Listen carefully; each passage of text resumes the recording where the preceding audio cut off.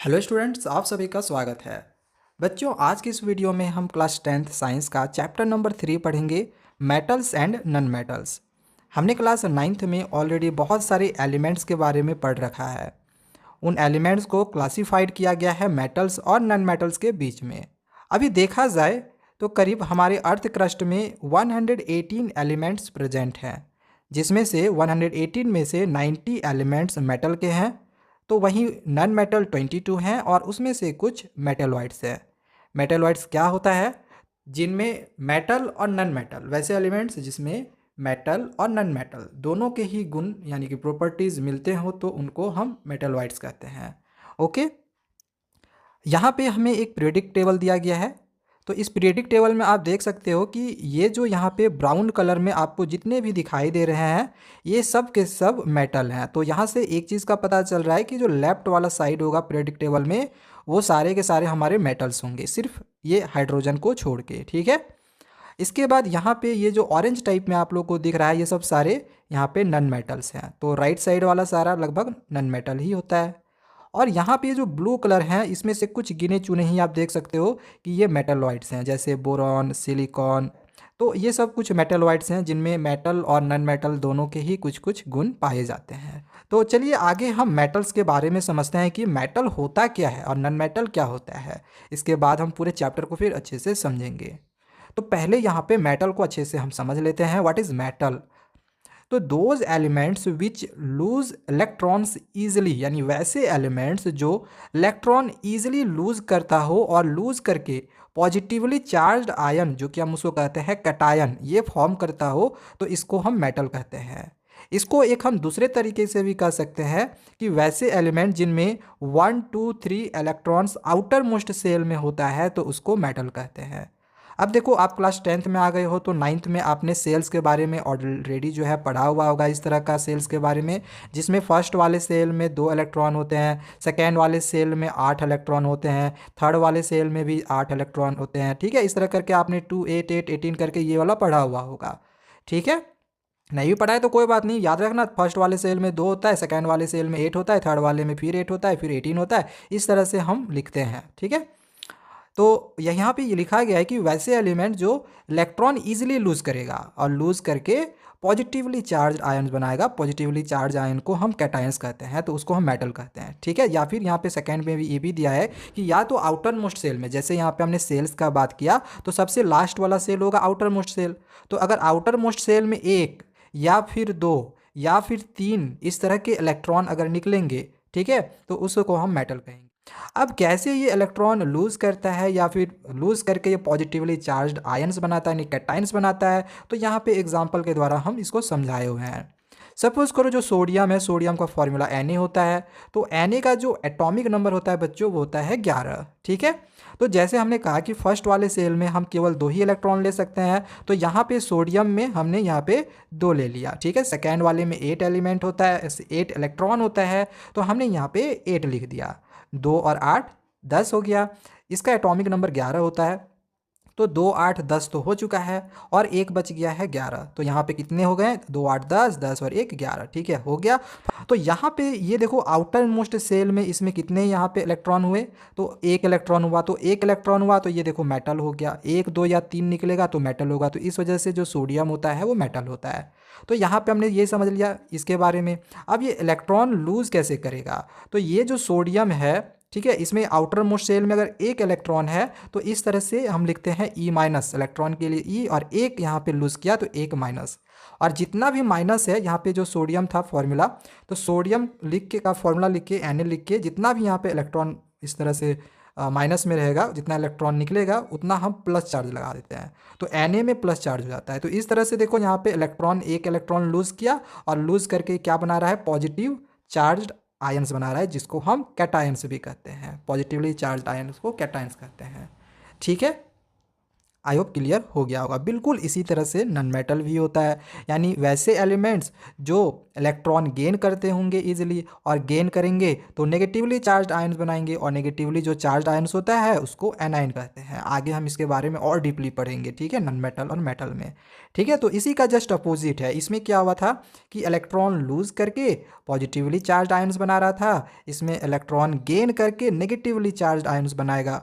और इसके outer most shell में कितने होंगे इलेक्ट्रॉन्स, तो 4 5 6 7 ये इतने इलेक्ट्रॉन होंगे। मतलब 3 से ज़्यादा इलेक्ट्रॉन अगर होता है, ठीक है, तो आउटर मोस्ट शेल में, तो वो होगा नॉन मेटल। जैसे आप क्लोरीन का देख लो, क्लोरीन का इलेक्ट्रॉनिक कॉन्फ़िगरेशन, अच्छा क्लोरीन का जो एटॉमिक नंबर होता है वो होता है 17। इलेक्ट्रॉनिक कॉन्फ़िगरेशन करते हैं, यानी कि जो फर्स्ट सेल होगा उसमें 2 इलेक्ट्रॉन होगा, सेकेंड वाले में 8 ही डाल सकते हैं, थर्ड वाले में 8 तक और ले सकते हैं, 2 8 10 10 और 8 18 हो जा रहा है, ठीक है, यानी कि हमें 17 तक ही लेना है ना। तो 2 8 10 10 और 7 17 हो गया। तो देखो यहाँ पे 3 से ज़्यादा हो गया, यानी 4 5 6 7 रहेगा, तो 7 रहेगा तो वो नॉन मेटल होगा। तो इस वजह से जो क्लोरीन होता है वो नॉन मेटल होता है। और यहाँ पे आप देख सकते हो कि जो क्लोरीन है, क्लोरीन में आउटर मोस्ट शेल में 1 आया था, ठीक है, तो सॉरी 7 आया था। तो एक बात का आप हमेशा याद रखना कि अगर ये 4 से बड़ा रहता है, ठीक है, अगर ये 4 से बड़ा नंबर रहेगा तो इसको हमेशा 8 से सब्ट्रैक्ट कर लेना है, हमेशा 8 से सब्ट्रैक्ट कर लेना है। तो सब्ट्रैक्ट करने के बाद जितना भी आएगा उतना ही इलेक्ट्रॉन वो गेन करेगा, ठीक है। तो यहाँ पे 1 इलेक्ट्रॉन ये गेन, क्या, क्योंकि यहाँ पे इसको घटाने पे 8 में 7 घटाने पे 1 आया था, तो इस वजह से ये 1 इलेक्ट्रॉन देखो यहाँ पे गेन किया। अगर नहीं समझ में आया तो इसको हम फिर से समझ लेते हैं। जैसे क्लोरीन का एटॉमिक नंबर होता है 17, ओके, क्लोरीन का एटॉमिक नंबर कितना होता है 17। इसका इलेक्ट्रॉनिक कॉन्फ़िगरेशन किए तो 2 8 10 10 और 7 17, ठीक है, हमें 17 तक ही जाना था, 17 हो गया। अब ये जो 7 है ये आउटर मोस्ट शेल में है, ये अगर 4 5 6 7 रहेगा, यानी कि 3 से बड़ा रहेगा, 3 से बड़ा रहेगा, तो 3 से बड़ा रहेगा तो इसको 8 से सब्ट्रैक्ट कर लेना है, 8 से 7 को सब्ट्रैक्ट कर लेना है, ओके। तो हम जो आउटर मोस्ट शेल में यहाँ 7 आया, इसको 8 से सब्ट्रैक्ट कर लिए, सब्ट्रैक्ट करने के बाद कितना आया 1। तो जब 1 आएगा सब्ट्रैक्ट करने के बाद, तो जितना भी सब्ट्रैक्ट करने के बाद आएगा उतना इलेक्ट्रॉन वो गेन करेगा। और गेन जब करते हैं तो हम इलेक्ट्रॉन में इस तरह से पॉजिटिवली चार्ज लगाएंगे, और इधर पॉजिटिव होगा तो क्लोरीन में नेगेटिव आ जाएगा। समझ में आया, यानी 4 5 6 7 रहेगा तो यहाँ पे ई प्लस लिखेंगे, और 1 2 3 रहेगा तो इसमें हम ई माइनस लिखेंगे। बस इतना आप लोग ध्यान में रखना, ठीक है। तो इस तरह से हम इसको कहते हैं मेटल और नॉन मेटल, यानी कि आउटर मोस्ट शेल में अगर 1 2 3 रहेगा तो हम उसको कहेंगे मेटल, 4 5 6 7 रहेगा आउटर मोस्ट शेल में तो उसको हम कहेंगे नॉन मेटल। आप मैग्नीशियम का भी करके देख लेना, इसका एटॉमिक नंबर होता है 12। इस तरह से इलेक्ट्रॉनिक कॉन्फ़िगरेशन करोगे 2 8 10 10 और 2 12, तो आउटर मोस्ट शेल में 2 आया, तो इस वजह से 2 आने की वजह से हम क्या कहेंगे, 1 2 3 रहेगा तो मेटल कहेंगे, ठीक है। तो 2 आया तो मेटल होगा, तो मैग्नीशियम मेटल है। इसी तरह से हम किसी का भी पहचान कर सकते हैं। इसमें बस एक एक्सेप्शन है, वही जो है हाइड्रोजन। तो इस वजह से आपने यहाँ पीरियोडिक टेबल में यहाँ पे देखा कि हाइड्रोजन है, हाइड्रोजन का एटॉमिक नंबर 1 है, और 1 2 और 3 रहने पे उसको क्या होना चाहिए, मेटल, बट ये क्या है, नॉन मेटल है, ठीक है। तो ये हाइड्रोजन बस एक एक्सेप्शन है, ध्यान रखना इसको, ठीक है। तो मेटल नॉन मेटल क्या होता है अभी तक क्लियर हो गया होगा, और बाय द वे नहीं भी हुआ होगा तो आगे हम लोग और भी बहुत ज़्यादा इसके बारे में डीपली भी पढ़ने वाले हैं, तो इसके लिए बिल्कुल भी चिंता ना करें। आगे हम लोग पढ़ेंगे फिजिकल प्रॉपर्टीज़ मेटल्स और नॉन मेटल्स के, क्या क्या फिजिकल प्रॉपर्टीज़ हैं। तो देखो फिजिकल प्रॉपर्टीज एकदम याद रख लेना, इसमें बहुत सारे आपके एक्सेप्शंस मिलेंगे, ठीक है, तो उन एक्सेप्शंस को एकदम रट लेना। तो सबसे पहले अगर हम कंडक्शन का बात करें तो कंडक्शन मतलब क्या कि अगर हम हीट करेंगे किसी भी मेटल या नॉन मेटल को तो वो पास करेगा या फिर नहीं करेगा, या फिर इलेक्ट्रिसिटी हम उसमें पास करें तो वो पास होगा या नहीं होगा, यही है कंडक्शन। तो metals are good conductor of heat and electricity. Obviously जो मेटल होगा वो good conductor of heat and electricity होगा। लेकिन इसमें कुछ एक्सेप्शन है, जैसे यहाँ पे एक्सेप्शन है कि टंगस्टन, टंगस्टन क्या है, एक मेटल है, बट इसमें अगर आप इलेक्ट्रिसिटी या फिर हीट पास करोगे तो वो जल्दी पास नहीं करेगा, ठीक है, मतलब जल्दी इलेक्ट्रिसिटी पास नहीं करता है टंगस्टन। तो ये एक्सेप्शन याद रखना कंडक्शन में मेटल का, ठीक है। मेटल तो ये है बट इलेक्ट्रिसिटी या फिर हीट पास नहीं होगा। इसमें अगर देखा जाए, अगर एग्जामिनेशंस में आ जाए कि बेस्ट कंडक्टर ऑफ हीट कौन सा है, तो आप लिखोगे सिल्वर। याद रखना सबसे best conductor of heat silver होता है। इसके बाद कॉपर होता है, फिर जिंक होता है, एल्युमिनियम होता है, फिर जेडन होता है। तो यहाँ पे हमने इसको एक तरफ से देखा जाए तो इंक्रीजिंग ऑर्डर में लिख दिया है। समझ में आ गया। तो मेटल्स क्या होते हैं, तो metals good conductor of heat and electricity, दोनों में हीट या इलेक्ट्रिसिटी मेटल्स में आसानी से पास किया जा सकता है।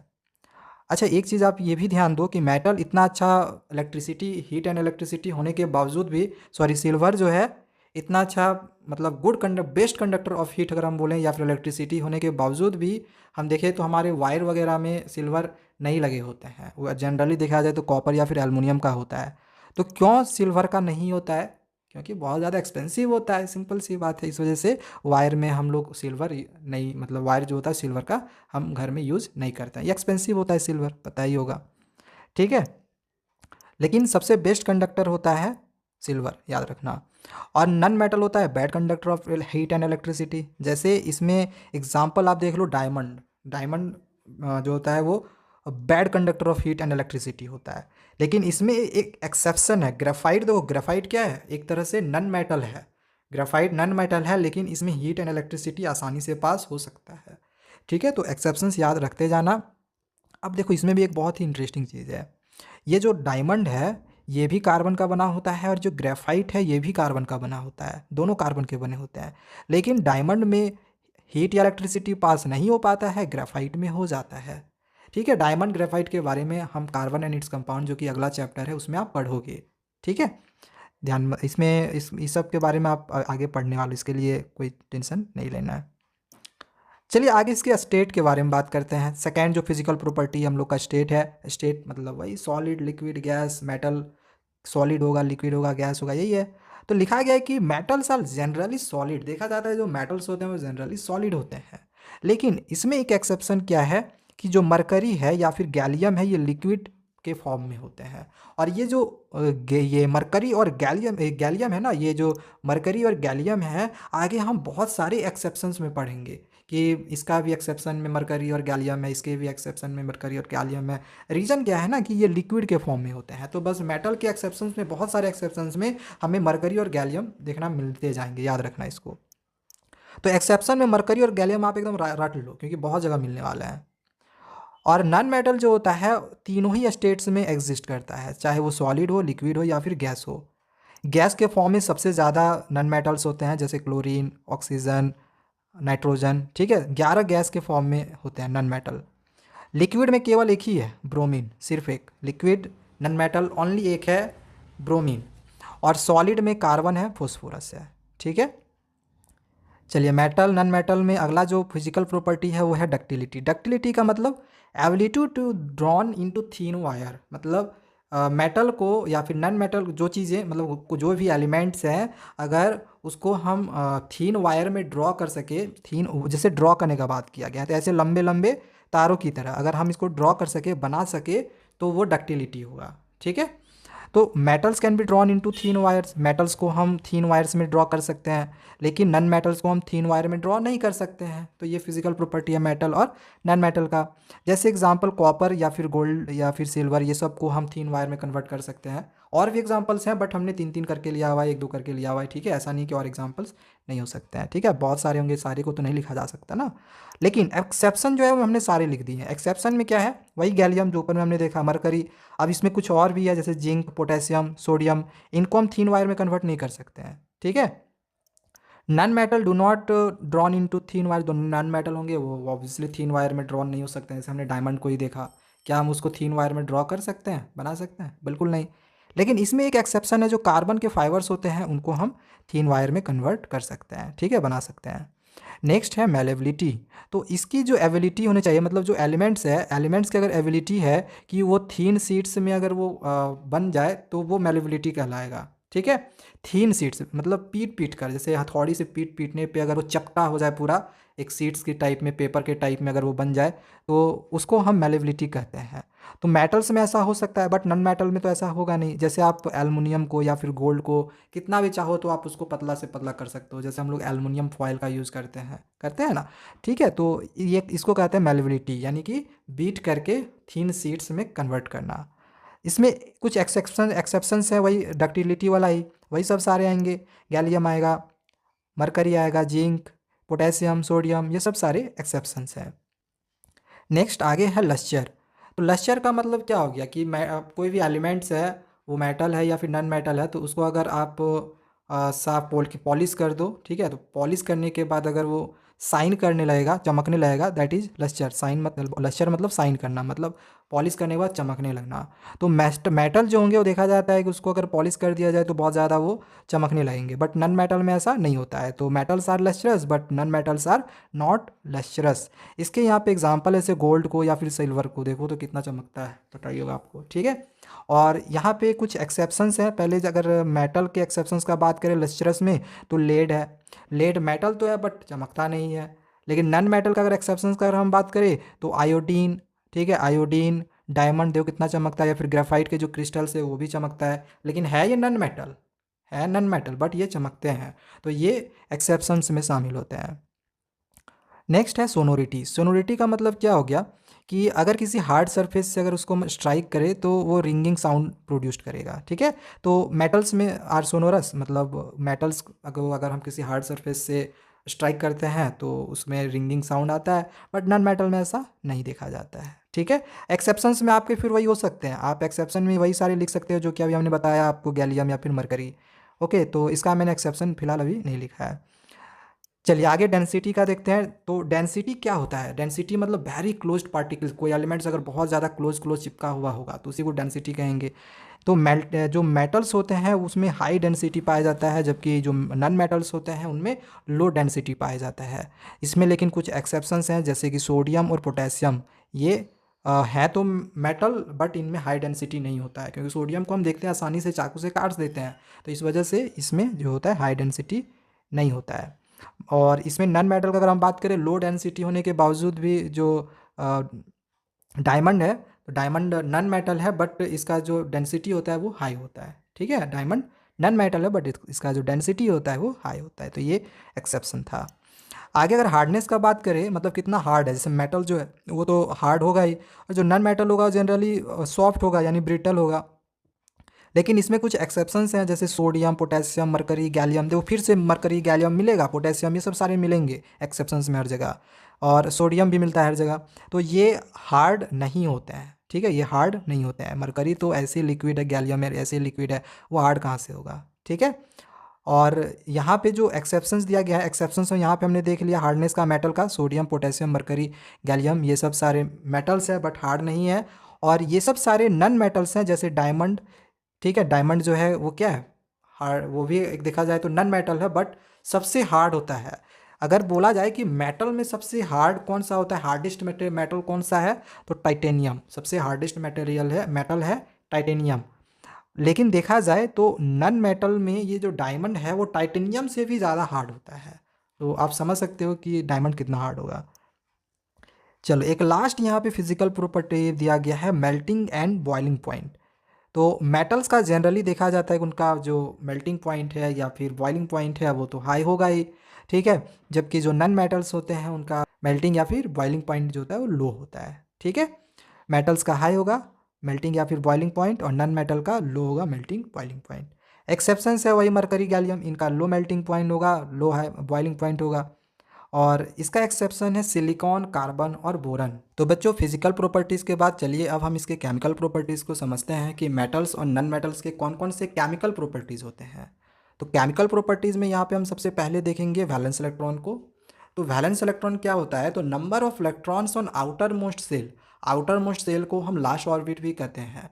मेटल्स और नन मेटल्स में हमने आप लोग को समझाया था, या फिर हमने 9th क्लास में भी ये ऑलरेडी समझा हुआ है कि हर एलिमेंट के कुछ इस तरह से सेल्स बने होते हैं, ठीक है। तो सपोज करो कि यहाँ पे हमने एक सेल्स बनाया, इसके ऊपर एक सेल हमने और बना दिया, तो ये वाला जो सेल होगा इसी को हम कहेंगे आउटर मोस्ट सेल। अगर इसके ऊपर एक सेल और बनता तो अब हम इस वाले सेल को कहते हैं आउटर मोस्ट सेल, ठीक है, ये वाला नहीं कहलाता। तो जो सबसे बाहर में जो वाला सेल होगा ना वही होगा आउटर मोस्ट सेल, इसी को हम लास्ट ऑर्बिट भी कर सकते हैं, ठीक है। आउटर मोस्ट सेल बोलो या फिर लास्ट ऑर्बिट। तो लास्ट वाले ऑर्बिट में जितने भी यहाँ पे इलेक्ट्रॉन्स होंगे तो उन्हीं इलेक्ट्रॉन्स को हम वैलेंस इलेक्ट्रॉन कहते हैं, ठीक है। तो वैलेंस इलेक्ट्रॉन क्या होता है ये समझ में आ गया होगा। तो मेटल्स में क्या होता है ना कि जो आउटर मोस्ट सेल होते हैं यानी कि जो वैलेंस इलेक्ट्रॉन होते हैं वो 1, 2 या फिर 3 होते हैं। आउटर मोस्ट सेल में 3 इलेक्ट्रॉन होते हैं मेटल्स में।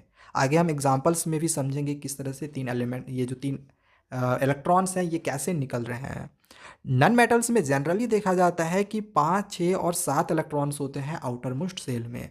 सर ये 4 और 8 कहाँ गया? तो आगे मैं आप लोग को बताऊंगा कि ये जो 4 और 8 इलेक्ट्रॉन्स अगर आते हैं तो वो क्या होंगे, मेटल्स या फिर नन मेटल्स। ठीक है, चलो एग्जांपल्स के द्वारा यहाँ पे समझते हैं। जैसे कि यहाँ पे दिया गया है सोडियम। सोडियम का एटॉमिक नंबर होता है 11। इसका अगर हम इलेक्ट्रॉनिक कॉन्फ़िगरेशन करते हैं तो 2, 8, 10, 10 और 1, 11 हो गया। ठीक है, इलेक्ट्रॉनिक कॉन्फ़िगरेशन जिसको करने के लिए नहीं आता होगा तो यहाँ पे उसके लिए थोड़ा सा मैं बस बता दे रहा हूँ कि सबसे फर्स्ट वाला सेल में 2 इलेक्ट्रॉन्स आप लोग लेना, सेकेंड वाले सेल में 8 इलेक्ट्रॉन तक आप ले सकते हो, थर्ड वाले सेल में फिर से 8 ले सकते हो, 8 से ज़्यादा आप नहीं ले सकते हो, ये याद रखना। ठीक है, इसके बाद वाले में आप 18 तक ले सकते हो। तो क्लास 10th में आप लोग इतना बस रखो ध्यान, आप लोग का काम क्लास 10 तक निकल जाएगा। ठीक है, बाकी आप 11 12 जब आप में जाओगे तो इसके ज़्यादा भी आप लोग पढ़ोगे। फिलहाल अभी 2, 8, 8 और 18 ये याद रख लो। इसी तरह से हम इलेक्ट्रॉनिक कॉन्फ़िगरेशन कहेंगे। तो यहाँ पे 11 का हमने इलेक्ट्रॉनिक कॉन्फ़िगरेशन कर दिया, 2, 8, 10, 10 और 1, 11। ठीक है, तो लास्ट वाले सेल में यहाँ पे देखो कितने यहाँ पे इलेक्ट्रॉन आए, 1। तो 1 इलेक्ट्रॉन आया तो इस वजह से ये क्या होगा, मेटल। यहाँ पे 2, 8, 10, 10 और 2, 11। तो लास्ट वाले सेल में आया 2 तो इस वजह से ये हो गया मेटल। फिर इसी तरह से एल्युमिनियम का एटॉमिक नंबर होता है 13। तो 2, 8, 10, 10 और 3, 13। लास्ट वाले में 3 आ गया तो ये हो जाएगा मेटल। 1, 2, 3 आ गया, मेटल हो गया। समझ में आया? इसी तरह से आप किसी का भी कर लो। जैसे कैल्शियम होता है, कैल्शियम का जो एटॉमिक नंबर होता है वो होता है 20। इसका आप इलेक्ट्रॉनिक कॉन्फ़िगरेशन करोगे तो 2, 8, 10, इसके बाद हम 8 तक और ले सकते हैं, 8 से ज़्यादा नहीं ले सकते हैं। ठीक है, 2, 8, 10, 10 और 8, 18, 18 और 2, 20। तो यहाँ पे 2 आया तो कैल्शियम क्या होगा, मेटल। तो इस तरह से हम पहचानते हैं कि कौन सा मेटल है, कौन सा नन मेटल है। ठीक है, नन मेटल में यहाँ पे देखा जाता है कि जो लास्ट वाला इलेक्ट्रॉन है उसमें 5, 6 या फिर 7 इलेक्ट्रॉन आएगा, यानी कि वैलेंस इलेक्ट्रॉन या फिर आउटर मोस्ट सेल में हम कह सकते हैं कि 5, 6 या फिर 7 इलेक्ट्रॉन्स आएंगे। जैसे ये फोस्फोरस है, इसका एटॉमिक नंबर होता है 15। इसका इलेक्ट्रॉनिक कॉन्फ़िगरेशन कर लिए 2, 8, 10, 10 और 5, 15।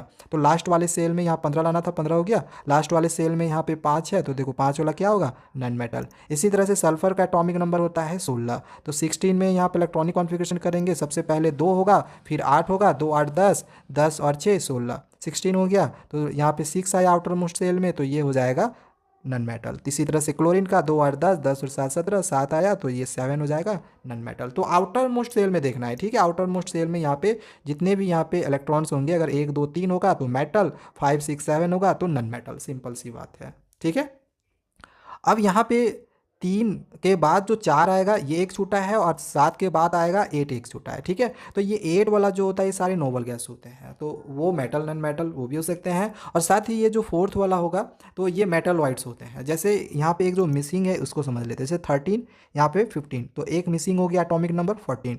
14 किसका एटॉमिक नंबर होता है, सिलिकॉन का। ऊपर मैंने आप लोगों को पीरियोडिक टेबल दिखाया था, वहाँ पे देख लेना, सिलिकॉन आप लोग को दिखेगा मेटल वाइट्स से में। और मेटल वाइट्स का मतलब मैंने आप लोगों को बता दिया है कि जिसमें मेटल और नन मेटल दोनों के प्रॉपर्टीज़ होंगे। तो इसमें मेटल नन मेटल दोनों के प्रॉपर्टीज़ हैं, इस वजह से इसको हमने मेटल में, नन मेटल में यहाँ पे 4 नहीं लिखा, या फिर मेटल में भी 4 नहीं लिखा है। लेकिन आप ध्यान देना, डेफिनेशन में मैंने नन मेटल में जो है वो 4 लिख दिया है, तो वहाँ पर आप 4 लिख सकते हो, नहीं भी उसको आप चाहो तो काट भी सकते हो, कोई प्रॉब्लम नहीं है, क्योंकि वो मेटल नन मेटल दोनों ही है।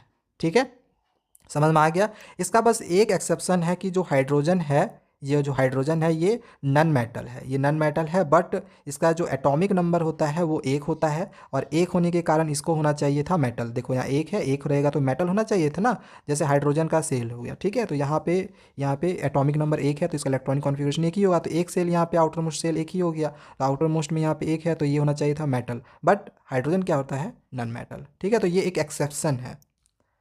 चलिए आगे हम देखते हैं सेकेंड केमिकल प्रॉपर्टीज़ को। सेकेंड केमिकल प्रॉपर्टीज़ है इलेक्ट्रॉन डोनर या फिर एक्सेप्टर। अब देखो, जो मेटल्स होते हैं वो इलेक्ट्रॉन डोनर होते हैं, और जो नन मेटल्स होते हैं वो इलेक्ट्रॉन एक्सेप्टर होते हैं। इलेक्ट्रॉन डोनर का मतलब क्या हो गया कि इलेक्ट्रॉन दे रहा है, इलेक्ट्रॉन एक्सेप्टर का मतलब क्या हो गया कि इलेक्ट्रॉन एक्सेप्ट कर रहा है, ले रहा है। ठीक है, जैसे एग्जांपल में वही हम सोडियम का ही यहाँ पे देख लेते हैं। सोडियम का एटॉमिक नंबर जैसे 11, इलेक्ट्रॉनिक कॉन्फ़िगरेशन किए थे तो 2, 8, 10, 10 और 1, 11 इस तरह से हुआ था। तो यहाँ पे जो आउटर मोस्ट सेल में, अगर आउटर मोस्ट सेल में ध्यान रखना कि अगर आउटर मोस्ट सेल में 3 से 4 से अगर कम रहेगा, 4 से कम रहेगा, ठीक है, 1, 2 या फिर 3 रहेगा, 1, 2 या फिर 3 रहेगा, तो ये क्या करेगा, इलेक्ट्रॉन डोनर बन जाएगा। वो 1, 2, 3 अगर होता है आउटर मोस्ट सेल में, तो वो इलेक्ट्रॉन डोनर कहलाएगा। और अगर आउटर मोस्ट सेल में 5, 6 और 7 जो कि अभी मैंने ऊपर में लिखा था, अगर ये आता है तो ये कहलाता है इलेक्ट्रॉन एक्सेप्टर। जैसे नन मेटल में ऐसा होता है, जैसे यहाँ पे हमने देखा कि ये 1 आया तो ये होगा इलेक्ट्रॉन डोनर, और ये जो क्लोरीन है यहाँ पे 7 आया तो क्लोरीन क्या हो गया, यानी कि जो नन मेटल क्लोरीन है, क्लोरीन क्या हो गया, ये एक्सेप्टर हो गया, इलेक्ट्रॉन एक्सेप्टर हो गया। ठीक है। और ये किस तरह से ये वर्क करता है, तो इसके लिए यहाँ पे मैंने दिखाया, वैसे Na और Cl है, इसका लास्ट वाले में यहाँ पे 1 आया, तो ये जो एक, अब देखो हमेशा एक चीज़ याद रखना, एक चीज़ यहाँ पे मैं आप लोगों को बताता हूँ कि ये फर्स्ट वाला सेल में यहाँ पे 2 इलेक्ट्रॉन होते हैं। ठीक है, तो 2 इलेक्ट्रॉन का मतलब हो गया कि अगर यहाँ पे 1 इलेक्ट्रॉन है तो इसको 1 इलेक्ट्रॉन और चाहिए। ठीक है, तभी इसका जो हम बोल सकते हैं, या तो आप नोबल गैस बोलो या तो आप बोल सकते हो इसका ड्यूप्लेट। ठीक है, फर्स्ट वाले में ड्यूप्लेट हम बोलते हैं क्योंकि 2 ही इलेक्ट्रॉन होते हैं, या फिर आप इसको नोबल गैस भी बोल सकते हो। तो ये जो ड्यूप्लेट है ये पूरा होना चाहिए। इसी तरह से सेकेंड वाले में यहाँ पे 8 कंप्लीट होना चाहिए। ठीक है, 8 कंप्लीट होना चाहिए, 8 इलेक्ट्रॉन होना चाहिए। ओके, तो 8 कंप्लीट हो जाएगा तो उसको हम कहेंगे वही ऑक्टेट। 8 है तो इस वजह से ऑक्टेट, और या तो उसको नोबल गैस भी हम बोल सकते हैं। ठीक है, इसी तरह से थर्ड वाले में भी 8 पूरा होना चाहिए, तो यानी कि ऑक्टेट होना चाहिए, या फिर उसको हम नोबल गैस फिर बोल सकते हैं। ओके, तो यहाँ तक समझ में आ गया होगा। तो अगर ये पूरा नहीं होता है, ठीक है, तो नहीं होता है, तभी ये जो होता है इलेक्ट्रॉन या तो किसी जिसके पास कम होगा तो उसे ले लेगा या फिर उसको दे देगा, और मिल के ये क्या करते हैं, कंपाउंड फॉर्म करते हैं। तो इसी वजह से आप देखोगे कि हमेशा जो कंपाउंड फॉर्म होंगे वो एक प्लस के और एक माइनस के फॉर्म होते हैं। ठीक है, जैसे क्लोरीन में माइनस होता है ना, तो क्लोरीन में माइनस होता है, सोडियम में प्लस होता है, तो इस वजह से इसमें फॉर्मेशन होता है NaCl का। क्यों होता है, क्योंकि इसमें जो ये आउटर मोस्ट सेल में 1 इलेक्ट्रॉन था और यहाँ पे 7 इलेक्ट्रॉन था। अब इसको अपना ऑक्टेट पूरा करने के लिए, यहाँ पे 7 है ना, तो इसको अपना ऑक्टेट पूरा करने के लिए 8 चाहिए था, बट 1 का इसमें कमी हो रहा है, तो 1 जो देगा वो कौन देगा, ये दे दिया, ये जो सोडियम है ये इसको 1 दे दिया। ठीक है, ये इसको दे दिया, तो इसका भी देखो ऑक्टेट पूरा हो गया, 2 और 8 हो गया। और जो क्लोरीन था इसका भी यहाँ पे ऑक्टेट पूरा हो गया, 7 में 1 इसको दे दिया तो 8 हो गया, तो 2, 8, 8, इसका भी देखो क्लोरीन का भी ऑक्टेट पूरा हो गया और सोडियम का भी ऑक्टेट पूरा हो गया। तो जो ऑक्टेट है वो पूरा होना चाहिए। ठीक है, तो इस तरह से यहाँ पे ये जो फॉर्मूला बना था वो NaCl का बना था। अगर वहाँ पे पूरा नहीं होगा तो फिर वो फॉर्मूला बनेगा ही नहीं बनेगा। ठीक है, फॉर्मूला फिर नहीं बन जाएगा, या फिर वो कंपाउंड फॉर्म होगा ही नहीं। और हमेशा एक पॉजिटिव और नेगेटिव में ही किसी भी कंपाउंड का फॉर्मेशन होता है, कभी भी पॉजिटिव पॉजिटिव या फिर नेगेटिव नेगेटिव में नहीं होगा। समझ में आ गया। आगे और भी बहुत सारी चीज़ें हैं समझने के लिए, देखते रहो बस। चलो, यहाँ पे नेक्स्ट दिया गया है आयन टाइप। तो सिंपल है, अगर पॉजिटिव आयन बनाएगा तो उसको हम कैटायन कहेंगे, और वो मेटल होगा। मेटल हमेशा पॉजिटिव आयन फॉर्म करेगा। ठीक है, मेटल्स हमेशा पॉजिटिव आयन फॉर्म करेगा, और पॉजिटिव आयन्स को हम कैटायन कहते हैं। और जो नन मेटल्स होंगे वो हमेशा नेगेटिव आयन्स फॉर्म करेंगे, और उनको हम एनायन कहते हैं। नेगेटिव आयन्स वाले को एनायन और पॉजिटिव आयन्स वाले को कैटायन। जैसे सोडियम के ही केसेस में हमने देखा था कि यहाँ पे जितने भी यहाँ पे इलेक्ट्रॉन, वैलेंस इलेक्ट्रॉन जितने भी होंगे, वैलेंस इलेक्ट्रॉन हम ऑलरेडी समझ चुके हैं, जो लास्ट वाला इलेक्ट्रॉन होगा, तो वैलेंस इलेक्ट्रॉन जितने भी होंगे उतने ही पॉजिटिव चार्ज यहाँ पे लग जाते हैं, यानी पॉजिटिव आयन उतने ही बन जाते हैं, यानी उतने कैटायन बन जाते हैं। ठीक है, इसी तरह से अगर हम यहाँ पे देखें तो जितने भी यहाँ पे लास्ट में जितने भी जो वैलेंस इलेक्ट्रॉन है, ठीक है, अगर ये 4 से बड़ा आता है, वैलेंस इलेक्ट्रॉन अगर 4 से बड़ा आता है, जैसे 7 है 4 से बड़ा हो गया, तो उसको हम 8 से सब्ट्रैक्ट करते हैं, और 8 से सब्ट्रैक्ट करने के बाद यहाँ पे जितने भी यहाँ पे ये नंबर आता है उतने ही नेगेटिव आयंस वो फॉर्म करते हुए, नन मेटल का बात है ये। नन मेटल का होंगे वही 4 से ज़्यादा वाला सारे नन मेटल्स होंगे, या फिर 3 से ज़्यादा वाला सारे नन मेटल्स हम बोल सकते हैं। ठीक है, तो जो नन मेटल्स होते हैं वो नेगेटिव आयन फॉर्म करते हैं। जैसे यहाँ पे क्लोरीन ही हो गया, इसका हम एटॉमिक नंबर जो होता है 17 होता है, इलेक्ट्रॉनिक कॉन्फ़िगरेशन 2, 8, 10, 10 और 7, 17। इसमें क्या हुआ, 7 है, तो ये जो है 4 से बड़ा है, तो 4 से जब बड़ा रहेगा तो इसको हम घटाएंगे 8 से। ठीक है, इधर जितना भी नंबर रहेगा उसको हम 8 से घटाएंगे, और जब भी आप 8 से घटाओगे तो जैसे आप समझ लो आप 8 से घटा रहे हो तो उसमें नेगेटिव आयंस लग जाएगा, उसमें नेगेटिव लग जाएगा। और 1, 2, 3 रहेगा तो उसमें हमें 8 से घटाना नहीं पड़ रहा है, तो उसमें सिंपली हम पॉजिटिव चार्ज लगा देंगे, और जैसे ही 8 से घटाओगे तो नेगेटिव चार्ज, तो इसमें हमने 8 से घटाया तो 1 हुआ था। ठीक है, और ये वाला फॉर्मेशन 288 और 28 और 288 कैसे हुआ था, तो ये तो हमने खैर ऊपर में देख ही लिया है। नेक्स्ट आते हैं, यहाँ पे दिया गया है कि जो मेटल्स होते हैं वो इलेक्ट्रोपॉजिटिव होते हैं, ऑब्वियसली हमने देखा था कि जो सोडियम था वो प्लस में फॉर्म कर रहा था, तो वो इलेक्ट्रोपॉजिटिव हो गया, और जो नॉन मेटल्स होते हैं वो इलेक्ट्रोनेगेटिव होते हैं, यानी कि वो माइनस में फॉर्म करेंगे। जैसे जो क्लोरीन था ये माइनस में फॉर्म कर रहा था, तो माइनस आयन बनाएगा तो इलेक्ट्रोनेगेटिव, और प्लस आयन बनाएगा तो इलेक्ट्रोपॉजिटिव। ठीक है, ये हर केसेस में मैंने दिखा दिया कैसे नेगेटिव पॉजिटिव किस तरह से आयन्स वो फॉर्म कर रहे हैं। और ये जो वन है ये इधर जा रहा है, ये चीज़ें मैंने यहाँ पे ऑलरेडी लिख दी है। चलो आगे देखते हैं इसके एटोमिसिटी को। तो जो ये एटोमिसिटी है ये बहुत ही इंपॉर्टेंट है आप लोग के लिए। बहुत बार क्या होता है बच्चे इसको समझ नहीं पाते हैं और ये फॉर्मूला लिखने में भी आपके काम देते हैं। जो मेटल्स होते हैं वो मोनो एटॉमिक होते हैं, और जो यहाँ पे नन मेटल होगा, ठीक है, जो नन मेटल्स होते हैं वो पॉली एटॉमिक होता है। ठीक है, जैसे पोलिनोमियल्स आपने पढ़ा हुआ था ना, जिसमें बहुत सारे टर्म्स होंगे, तो इसी तरह पॉली एटॉमिक का मतलब क्या, जिसमें बहुत सारे एटम्स होंगे उनको पॉली एटॉमिक कहेंगे। जैसे जो क्लोरीन होता है, तो क्लोरीन को कभी भी आप ऐसे नहीं देखोगे Cl होगा। ठीक है, ध्यान देना, आप कभी भी ऑक्सीजन को सिर्फ सिंगल ओ नहीं देखोगे, उसके साथ इस तरह से O2 लगा हुआ रहेगा। ठीक है, या फिर फोस्फोरस में भी लगा हुआ रहता है, जैसे P4Cl2 इस तरह से लगा हुआ रहेगा। तो इसी को कहते हैं हम एक अगर सिर्फ अगर मान के चलो दो लगा हुआ है तो इसको हम कहते हैं डायटोमिक। इसमें भी दो लगा हुआ है तो डायटोमिक, इसमें अगर तीन लगेगा तो ट्राइएटोमिक, फोर लगेगा तो टेट्राएटोमिक। ठीक है, ये क्लोरीन है, ये ऑक्सीजन है, ये ओजोन है, और ये फोस्फोरस है। ठीक है, तो इस तरह से यहाँ पे पॉली एटॉमिक होता है नन मेटल्स में। नन मेटल्स होते हैं पॉली एटॉमिक होते हैं। ओके, और जो मेटल्स होते हैं वो मोनो एटॉमिक्स होते हैं, यानी कि सिंगल।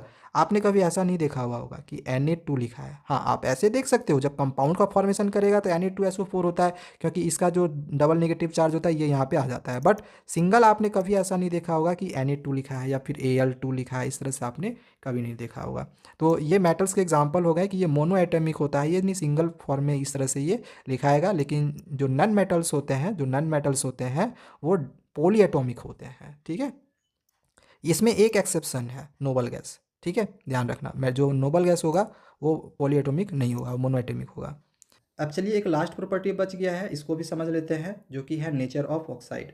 तो नेचर ऑफ ऑक्साइड में दिया गया है कि metal oxide are basic in nature. जो मेटल ऑक्साइड्स होते हैं वो बेसिक होते हैं हमारे नेचर में, वहीं जो नॉन मेटेलिक ऑक्साइड्स होते हैं वो एसिडिक होते हैं नेचर में। मेटल ऑक्साइड कहने का मतलब क्या कि एक मेटल होगा और दूसरा ऑक्सीजन होगा। जैसे इसको एग्जांपल्स के द्वारा यहाँ पे हम समझते हैं। यहाँ पे सोडियम है, यहाँ पे ऑक्सीजन है, तो देखो एक मेटल हो गया दूसरा ऑक्सीजन हो गया, तो यही हो गया मेटल ऑक्साइड। इसी तरह से मैग्नीशियम और ऑक्सीजन, तो मैग्नीशियम मेटल है ऑक्सीजन है तो मेटल ऑक्साइड ये भी हुआ। कैल्शियम और ऑक्सीजन, तो कैल्शियम मेटल है ऑक्सीजन है। तो जब हम इन दोनों का रिएक्शन करते हैं, कोई भी मेटल और ऑक्सीजन का जब रिएक्शन होता है तो यहाँ पे जो प्रोडक्ट फॉर्म में हमें मिलता है तो ये क्या होता है, बेसिक होता है हमारे नेचर में। ठीक है, तो यही है कि मेटल ऑक्साइड जो होते हैं वो हमारे नेचर्स में बेसिक होते हैं। अब ये प्लस चार्ज क्यों आया और टू माइनस चार्ज क्यों आया ये तो आप लोगों को पता ही होगा, ऊपर में हमने ऑलरेडी इसके बारे में पढ़ रखा है। ठीक है, ये क्या किया था कि एक इलेक्ट्रॉन लूज किया था जिसकी वजह से एक पॉजिटिव आयंस लगाया था, और ऑक्सीजन क्या किया था कि दो आयंस लूज किया था, गेन किया था, इस वजह से इसमें दो नेगेटिव चार्ज लगा है। ठीक है, ये आप लोग को ऊपर में ऑलरेडी मैंने बता दिया है, बस यहाँ पे हमने फॉर्मेशन देखा कि ये सब सारे जो हैं वो बेसिक होते हैं नेचर में। इसके कुछ एक्सेप्शंस हैं, एक्सेप्शंस को भी यहाँ पे हम समझ ही लेते हैं। देखो ये तो हम समझ रहे हैं कि जो मेटल ऑक्साइड होते हैं वो बेसिक होते हैं नेचर में, लेकिन कुछ यहाँ पे मेटल ऑक्साइड्स हैं जो कि एसिडिक होते हैं हमारे नेचर में।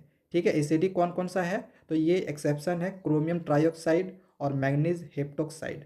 ये दो ऐसे मेटल्स हैं जो कि मेटल ऑक्साइड्स हैं जो कि एसिडिक होते हैं हमारे नेचर में। लेकिन देखा जाता है तो ये जो मेटल ऑक्साइड्स होते हैं वो जनरली देखा जाता है कि वो बेसिक होते हैं हमारे नेचर में। ठीक है, तो ये तो पहला एक्सेप्शन हो गया कि क्रोमियम ट्राइऑक्साइड और मैग्नीज हाइड्रोक्साइड जो है वो एसिडिक होता है नेचर में। कुछ ऐसे भी मेटल ऑक्साइड्स होते हैं वो दोनों ही होते हैं, एसिडिक भी होते हैं और बेसिक भी होते हैं। ऐसे तो मेटल ऑक्साइड बेसिक होता है, बट मेटल ऑक्साइड कुछ ऐसे भी हैं जो एसिडिक भी होंगे और बेसिक भी होंगे, तो इनको हम एम्फोथेरिक कहते हैं। ये आगे हम अभी पढ़ने वाले हैं केमिकल रिएक्शंस, जो भी हम देखेंगे मेटल्स नॉन मेटल्स का, तो उसमें हम देखेंगे। ठीक है, एम्फोथेरिक क्या होता है, एम्फोथेरिक ऑक्साइड क्या होता है। तो यहीं पे दिया गया है कि जो एसिडिक होगा बेसिक होगा दोनों होगा, तो उनको हम कहते हैं एम्फोथेरिक। ठीक है, आगे हम और डीपली अच्छे से पढ़ने वाले हैं। तो यहाँ पे दो एग्जाम्पल्स आप इसको याद कर लेना कि एल्युमिनियम ऑक्साइड और जिंक ऑक्साइड जो होते हैं वो एसिडिक होते हैं और बेसिक भी होते हैं नेचर में, ये दोनों ही होता है। बाकी और जितने भी आपके मेटल से बने जो ऑक्साइड होंगे वो बेसिक ही होंगे। ठीक है, तो ये मेटल वाला समझ में आ गया होगा। आते हैं नन मेटल में। तो जो नॉन मेटेलिक ऑक्साइड होते हैं वो तो हम समझ लिए कि एसिडिक होते हैं नेचर में, लेकिन यहाँ पे देख लो कि कुछ एक्सेप्शंस भी दिए हुए हैं, तो एक्सेप्शंस पे बाद में आएंगे। पहले यहाँ पे कुछ एग्जांपल्स देख लेते हैं कि जो नॉन मेटल्स हैं, मेटेलिक ऑक्साइड्स हैं, वो कैसे हमारे नेचर में एसिडिक होते हैं। तो जैसे यहाँ पे नॉन मेटेलिक हम ले लिए, नॉन मेटेलिक ऑक्साइड का मतलब क्या है कि एक नॉन मेटल होगा और दूसरा ऑक्सीजन होगा। जैसे यहाँ सल्फर एक नॉन मेटल है और ऑक्सीजन क्या है, ये ऑक्सीजन ऑक्साइड है। तो नॉन मेटल और ऑक्सीजन, ठीक है, तो ये देख लो SO2, ये एसिडिक होता है नेचर में। इसी तरह से नाइट्रोजन नॉन मेटल है, ऑक्सीजन लिए, ये भी होता है एसिडिक। कार्बन नॉन मेटल है, ऑक्सीजन यहाँ पे लिए, तो ये कार्बन डाइऑक्साइड, ये भी होता है एसिडिक। तो देखो यहाँ पे जितने भी हमें प्रोडक्ट साइड में मिल रहे हैं सारे के सारे एसिडिक होते हैं नेचर में। तो यहाँ से हम साफ साफ कह सकते हैं कि जो नॉन मेटेलिक ऑक्साइड्स होते हैं वो एसिडिक होते हैं हमारे नेचर में, ठीक है। एक्सेप्शंस क्या है, तो एक्सेप्शंस ये है कि कुछ ही नॉन मेटल्स ऐसे हैं जो कि न्यूट्रल होते हैं, ठीक है ना, एसिडिक ना बेसिक। जैसे कि वाटर है, कार्बन मोनोऑक्साइड है, नाइट्रोजन मोनोऑक्साइड है, नाइट्रस ऑक्साइड्स है। तो ये सब सारे न्यूट्रल होता है, इसमें ना बेसिक होता है ना ही एसिडिक होता है। जैसे वाटर जो आप पानी पी रहे हो, आप देख ही रहे हो कि ना वो एसिडिक है ना ही बेसिक है, ठीक है। तो ये जो केमिकल प्रॉपर्टीज़ थी हम लोग की यहाँ पे सारी ख़त्म हो चुकी है। आगे हम लोग इसके केमिकल रिएक्शंस को देखने वाले हैं। लेकिन यहाँ पे एक चीज़ आप लोग को मैं और बताना चाहूँगा कि जो केमिकल रिएक्शंस है, अगर आप इसको केमिकल प्रॉपर्टीज़ में लिखना चाहते हो तो लिख सकते हो, बट यहाँ पे जितने भी रिएक्शंस है वो सारे जो यहाँ पे केमिकल रिएक्शंस हो रहे थे, इस वजह से हमने यहाँ पे एक अलग से एक टॉपिक लिया हुआ है, chemical reactions of metals and non metals. और ज़्यादातर केसेस में हम लोग यही देखेंगे कि जो रिएक्शंस हो रहा है वो मेटल्स का ही हो रहा है। क्यों? क्योंकि मेटल्स जो है हमारे नेचर में बहुत ज़्यादा है, अभी ऊपर में ही हमने देखा था। तो मेटल ज़्यादा होने के कारण इनकी जो रिएक्शंस होगी हम देखेंगे ज़्यादा इसमें हमें पढ़ने को मिलेगा, ठीक है। नॉन मेटल्स का बहुत ही कम मिलेगा। तो चलिए एक एक करके सारी चीज़ों को समझते जाते हैं। तो ये देखो बहुत ही इंपॉर्टेंट रिएक्शन है कि जब मेटल एयर यानी कि ऑक्सीजन के साथ रिएक्ट करता है तो क्या होता है, एकदम अच्छे से इसको याद रखना और सारी चीज़ों को समझते जाना। इसमें बहुत सारी एक्सेप्शंस है, बहुत सारी चीज़ें इसमें भी छिपी हुई है। तो जब मेटल रिएक्ट करता है ऑक्सीजन से तो मेटल ऑक्साइड फॉर्म होता है, और ये हमने अभी ऊपर में जस्ट ही पढ़ा है केमिकल प्रॉपर्टीज़ में, ठीक है, कि जब मेटल ऑक्सीजन के साथ रिएक्ट करेगा तो मेटल ऑक्साइड बनाएगा, ओके, जो कि बेसिक होता है हमारे नेचर में। यहाँ पे देख लो मेटल ऑक्सीजन से रिएक्ट किया तो मेटल ऑक्साइड बना, जो कि बेसिक होता है नेचर में। जैसे कॉपर ऑक्सीजन रिएक्ट किया तो Cu बनाया, CuO बनाया, जो कि बेसिक था नेचर में। ये ऊपर में हमने ऑलरेडी इसको पढ़ रखा है, ठीक है। अब इसके कुछ एक्सेप्शंस को आप अच्छे से याद रख लेना, जो कि ऊपर मैंने ऑलरेडी फिर से आप लोगों को बता दिया है कि ये जो एल्युमिनियम ऑक्साइड है Al2O3 और जिंक ऑक्साइड होता है ZnO, ये दोनों इनमें प्रॉपर्टीज़ होते हैं एसिडिक और बेसिक, ठीक है। किस तरह से ये एसिडिक और बेसिक इनमें दोनों प्रॉपर्टीज़ होते हैं वो अभी हम देखने वाले हैं, ठीक है। तो जब कभी ऐसा हो कि किसी मेटल ऑक्साइड्स में हमें दोनों ही एसिडिक और बेसिक प्रॉपर्टीज़ देखने को मिलेगा तो ऐसे ऑक्साइड्स को हम एम्फोथेरिक ऑक्साइड्स कहते हैं, ओके। तो ऐसा क्वेश्चन एग्जामिनेशन में आ सकता है कि क्यों एल्युमिनियम ऑक्साइड और या फिर जिंक ऑक्साइड्स एम्फोथेरिक होते हैं नेचर में। तो इसमें आंसर हम लोग क्या लिखेंगे कि कभी कभी जो एसिडिक होता है, कभी कभी क्या होता है कि एल्युमिनियम ऑक्साइड जो होते हैं वो कभी एसिडिक बिहेव करते हैं और कभी कभी बेसिक बिहेव करते हैं, चाहे वो एल्युमिनियम ऑक्साइड हो या फिर जिंक ऑक्साइड हो। ये क्या होता है, कभी कभी एसिडिक बिहेव करेंगे और कभी कभी बेसिक बिहेव करेंगे। अब इनका मर्जी, इनके साथ आप एसिड को मिलाओगे तो बेस के साथ रिएक्ट करने लग जाएगा, बेस के साथ मिलोगे तो एसिड के साथ रिएक्ट कर जाएगा। अब जैसे इसके एग्जांपल्स को यहाँ पे समझ लो। जैसे आप लोग को एक चीज़ पता ही होगा कि न्यूट्रलाइजेशन रिएक्शन में क्या होता है कि इधर साल्ट मिलता है और इधर हमें वाटर का फॉर्मेशन मिलता है, ठीक है, इस तरह साल्ट और वाटर मिलता है। और इधर जो रिएक्टेंट साइड है, अगर आप इधर मान के चलो एसिड इधर लिख रहे हो तो इधर एक बेस होगा, और या फिर अगर बेस इधर लिख रहे हो तो ये एसिड के साथ रिएक्ट करेगा, ठीक है। तो सपोज करो कि हमने एक स्ट्रॉन्ग एसिड लिया HCl, तो ऑब्वियसली इधर तो साल्ट और वाटर मिलेगा ही मिलेगा। और यहाँ पे अगर हम एसिड लिए हैं और ये अगर न्यूट्रलाइजेशन रिएक्शन है तो ऑब्वियसली ये क्या होगा, बेस होगा। तो यहाँ पे देखो किस तरह से ये बिहेव किया, बेस की तरफ से, बेस की तरह रिएक्ट किया, ठीक है, बेस की तरह ये बिहेव किया ना। बिल्कुल इसी तरह से यहाँ पे अगर हम एक स्ट्रॉन्ग बेस लेते हैं, ओके, तो यहाँ पे ऑब्वियसली फिर से वही सॉल्ट और वाटर ही मिलेगा, सॉल्ट और वाटर ही हम यहाँ पे मिला है।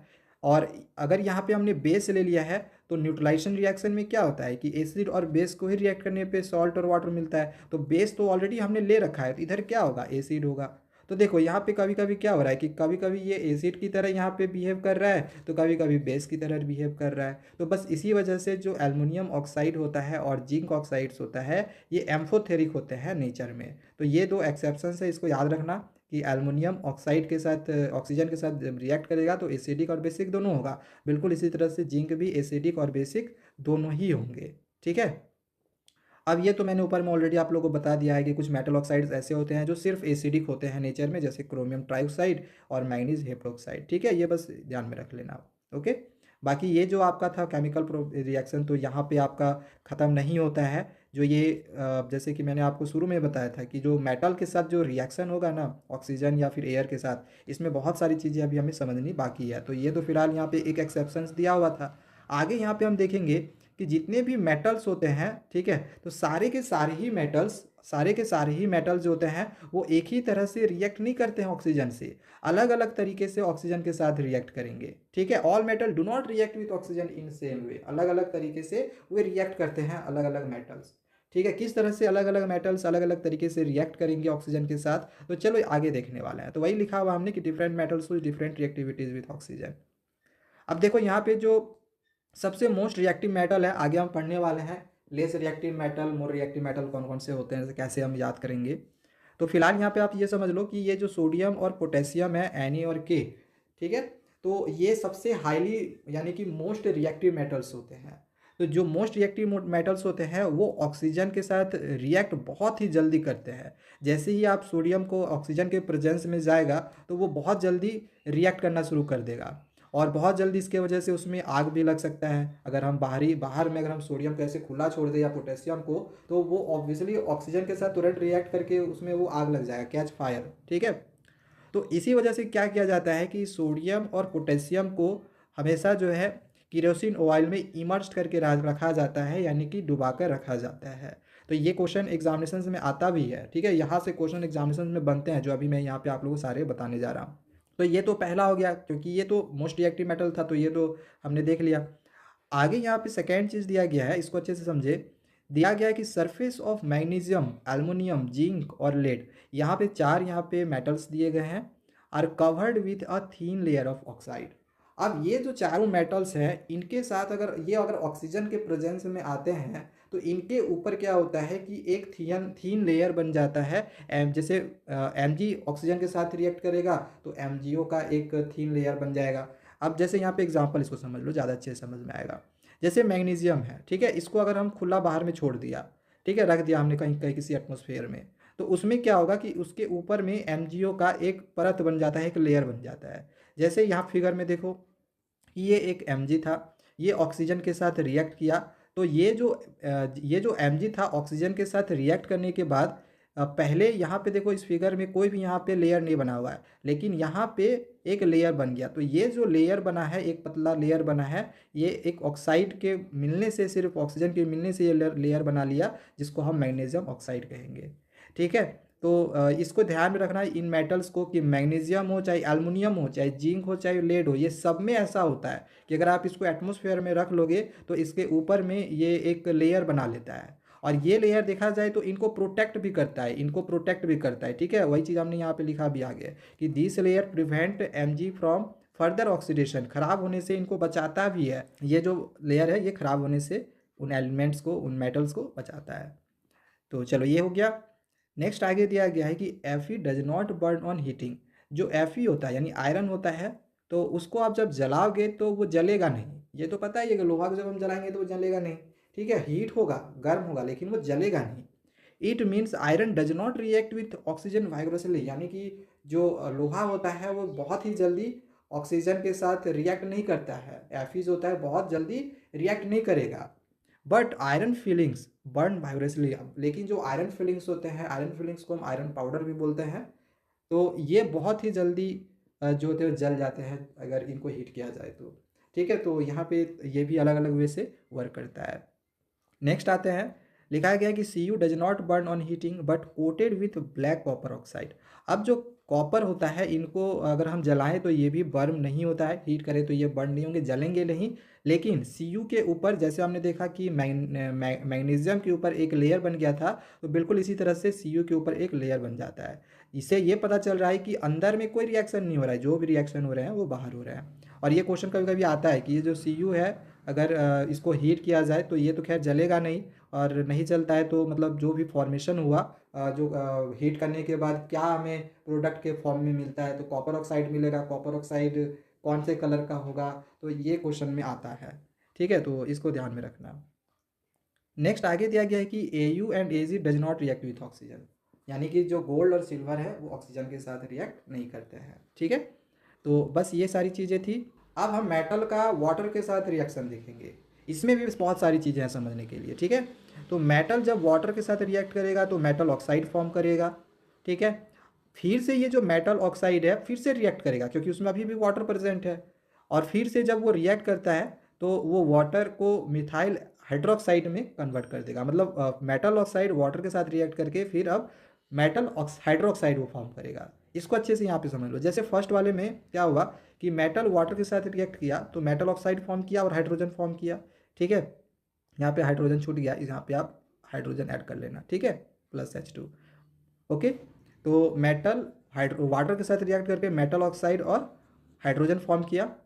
फिर से ये जो मेटल ऑक्साइड है फिर से ये वाटर के साथ रिएक्ट करता है, और इस बार ये मेटल हाइड्रोक्साइड फॉर्म करता है। ठीक है, अगर इसका हम ओवरऑल अगर हम इक्वेशन का बात करें तो देखो ये जो मेटल ऑक्साइड है, ये मेटल ऑक्साइड ये कट जाएगा, तो क्या बचेगा, मेटल, वाटर और मेटल हाइड्रोक्साइड। तो यही चीज़ देखो यहाँ पे है, यही चीज़ हमने यहाँ पे एग्जाम्पल से भी समझाया हुआ है।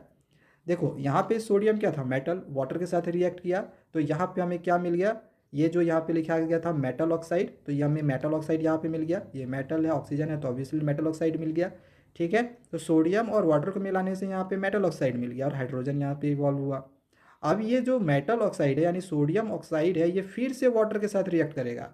क्यों, क्योंकि अभी भी उसमें उस कंटेनर में अभी भी वाटर प्रेजेंट है। ठीक है, तो ये जो Na2O है फिर से वाटर के साथ रिएक्ट करके इस बार NaOH यानी सोडियम हाइड्रोक्साइड फॉर्म कर लिया। ठीक है, यानी मेटल हाइड्रोक्साइड ये फॉर्म किया है। ठीक है, सोडियम मेटल और OH यानी कि हाइड्रोक्साइड। ओके, तो अब यहाँ पे क्या होगा कि ये वाला कैंसिल हो जाएगा, Na2 क्या बच जाएगा ओवरऑल, यहाँ पे देखो Na बच गया, ये H2O बच जाएगा, NaOH बच जाएगा और हाइड्रोजन गैस बच जाएगा। तो ये हम लोग का देखा जाए तो फाइनल रिएक्शन होगा। ठीक है, फाइनल रिएक्शन के बाद जो भी मिलेगा हम लोग को तो ये वाला हो जाएगा। ठीक है, तो इसी तरह से रिएक्शन होता है वाटर के साथ मेटल का।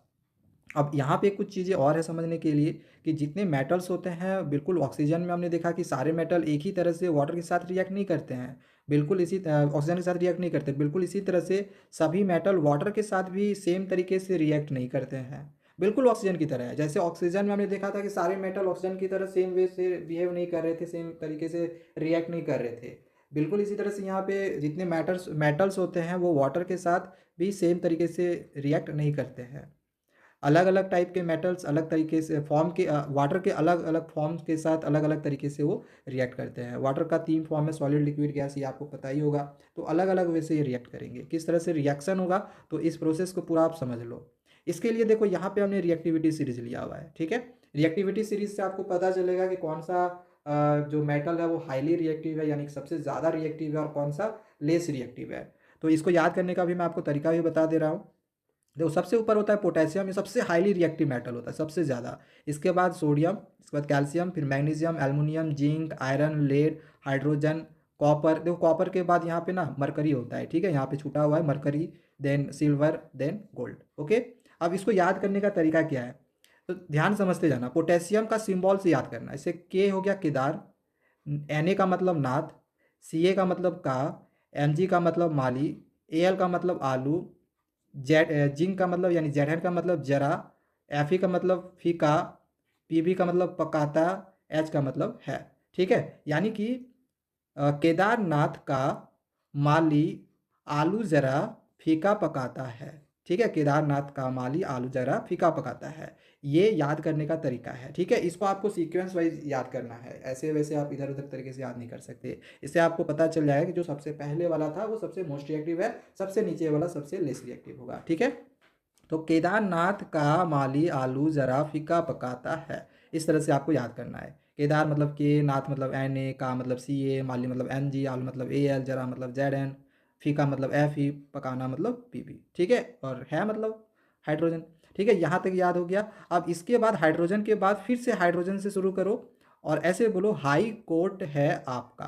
ठीक है, हाई, हाई मतलब एच, कोट मतलब Cu, है मतलब फिर से वही Hg मैंने आपको बोला था ना यहाँ पे छूटा हुआ है यानी मरकरी है, ठीक है। हाई कोट है आपका, ठीक है। Ag मतलब आप, ए मतलब आपका में डबल ए आता है ना, तो एक ए का मतलब Ag समझ लो और एक ए का मतलब Au समझ लो। तो इस तरह से हम रिएक्टिविटी सीरीज को याद कर सकते हैं। और भी डिफरेंट डिफरेंट तरीके हैं, जिसको जो तरीका अच्छा लगता है वो उन तरीके से याद करता है। तो मुझे ये वाला ज़्यादा अच्छे से अच्छा लगता है और ज़्यादा अच्छे से ये बच्चे समझ भी जाते हैं, इस वजह से मैंने आपको ये तरीका बताया, ठीक है। तो रिएक्टिविटी सीरीज अभी समझ में आ गया कि कैसे याद करना है।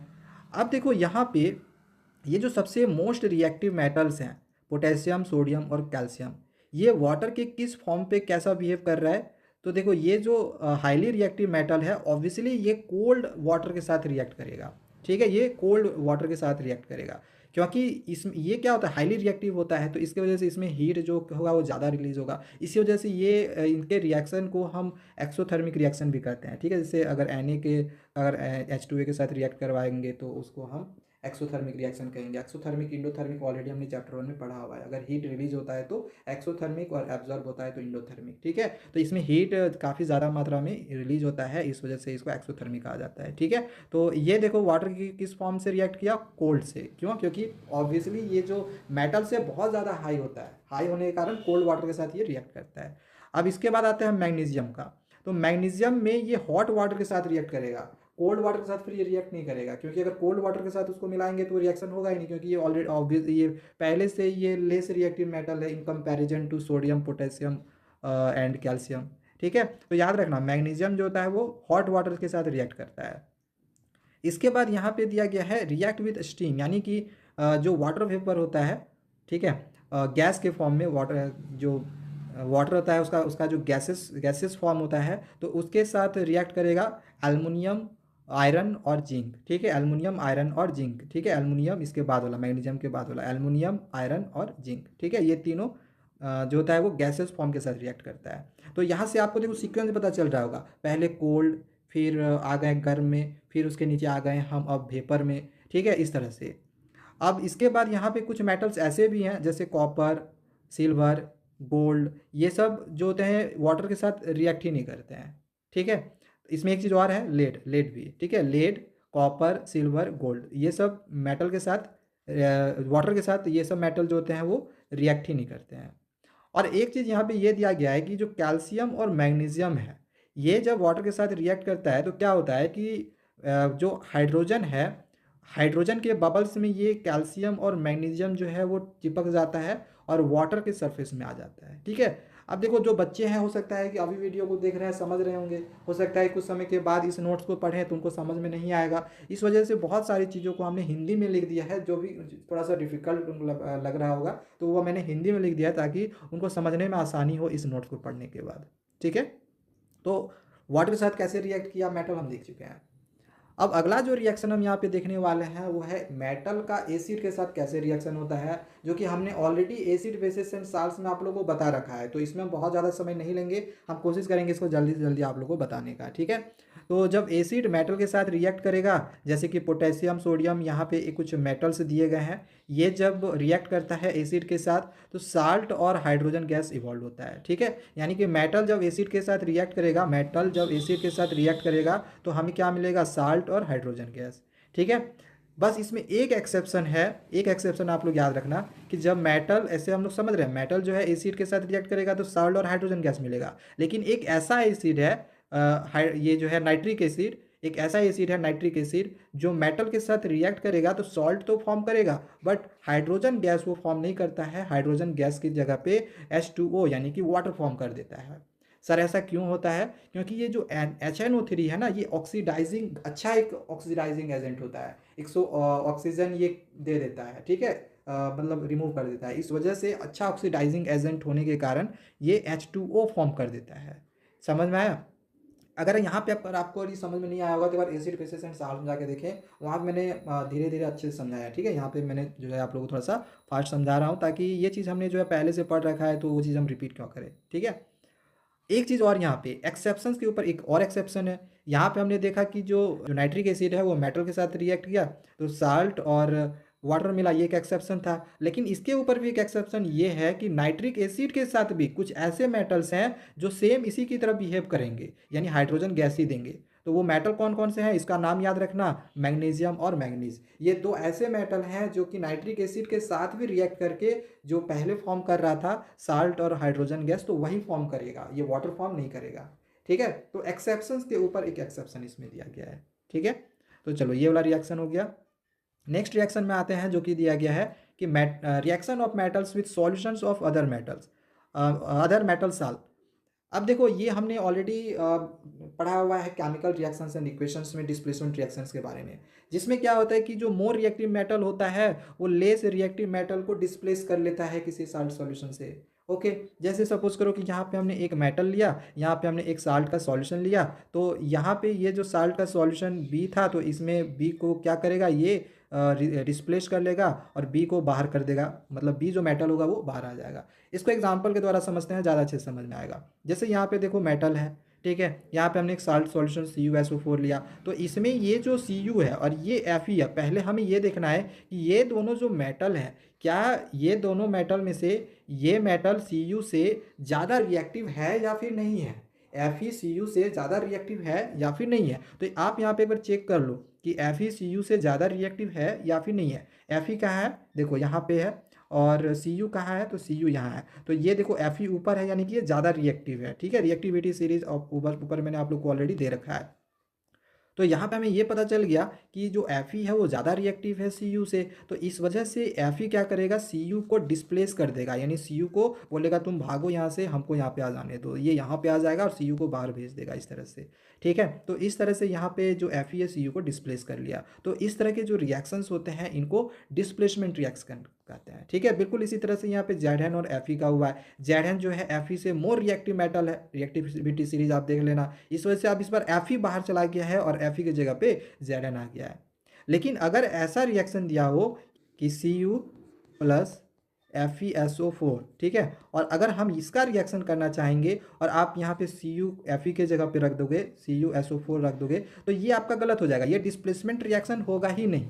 इसको हम डिस्प्लेसमेंट रिएक्शन नहीं कहेंगे, क्यों, क्योंकि Cu जो है वो लेस रिएक्टिव मेटल है और Fe already more reactive metal है, तो इसको ये कैसे डिस्प्लेस कर सकता है। ठीक है, तो इस बात का ध्यान में रखना, हमने ऑलरेडी ये केमिकल रिएक्शन एंड इक्वेशन वाले पार्ट में पढ़ा हुआ था। ठीक है, चलो ये हो गया। नेक्स्ट यहाँ पे 5 नंबर दिया गया है, इसमें 4 लिखा हुआ है, आप थोड़ा सा यहाँ पे नोट्स को देखते जाओ। देखो यहाँ 4th है, ये 5th यहाँ पे रिएक्शन दिया है। ठीक है ना, और ये लास्ट रिएक्शन है, इसके बाद और रिएक्शन हम लोग को नहीं पढ़ना है, डायरेक्ट हम लोग को आगे ऑक्यूरेंस ऑफ मेटल्स के बारे में जाना है। ठीक है, तो मेटल जब नन मेटल के साथ रिएक्ट करेगा तो क्या होगा। ठीक है, बहुत ही इंपॉर्टेंट है ये। तो मेटल जब नन मेटल के साथ रिएक्ट करता है तो ये साल्ट फॉर्म करता है।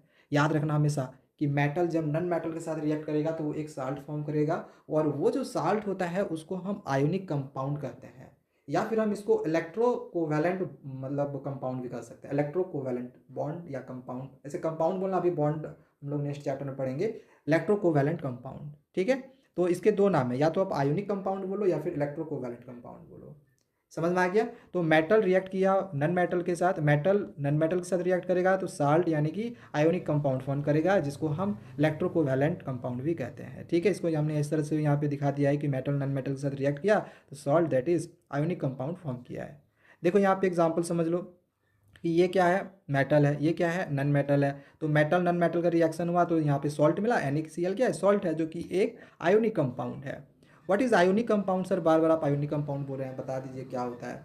तो लिखा गया compounds formed due to the transfer of electron, मतलब जो कंपाउंड इलेक्ट्रॉन के ट्रांसफर होने से फॉर्म्ड हो। ठीक है, मेटल और नन मेटल के रिएक्शन में, दैट इज हम उसको आयोनिक कंपाउंड कहते हैं। तो मेटल्स और नन मेटल्स के बीच में इलेक्ट्रॉन्स के ट्रांसफ़र होते हैं, इसी को हम आयोनिक कंपाउंड्स कहते हैं।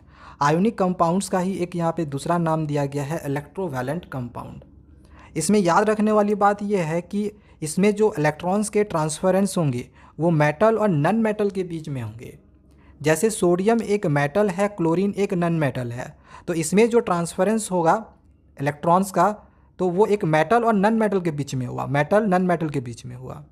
ऐसा कभी नहीं हो सकता है कि हम सोडियम और कैल्शियम के बीच में इलेक्ट्रॉन्स का ट्रांसफ़र कर दिए, क्योंकि ये मेटल है, ये भी मेटल है, तो मेटल मेटल के बीच में या फिर नन मेटल के बीच में कभी भी इलेक्ट्रॉन्स के ट्रांसफरेंस नहीं होते हैं। वो शेयरिंग करते हैं, आगे हम उसके बारे में भी पढ़ने वाले हैं। ठीक है, तो समझ में आ गया होगा कि आयोनिक कंपाउंड्स कैसे फॉर्म होते हैं। तो मेटल और नॉन मेटल के बीच में इलेक्ट्रॉन्स के ट्रांसफरेंस से। ठीक है, आगे इसके कुछ रूल्स दिए गए हैं, rules for transference of electron from metal to non metal.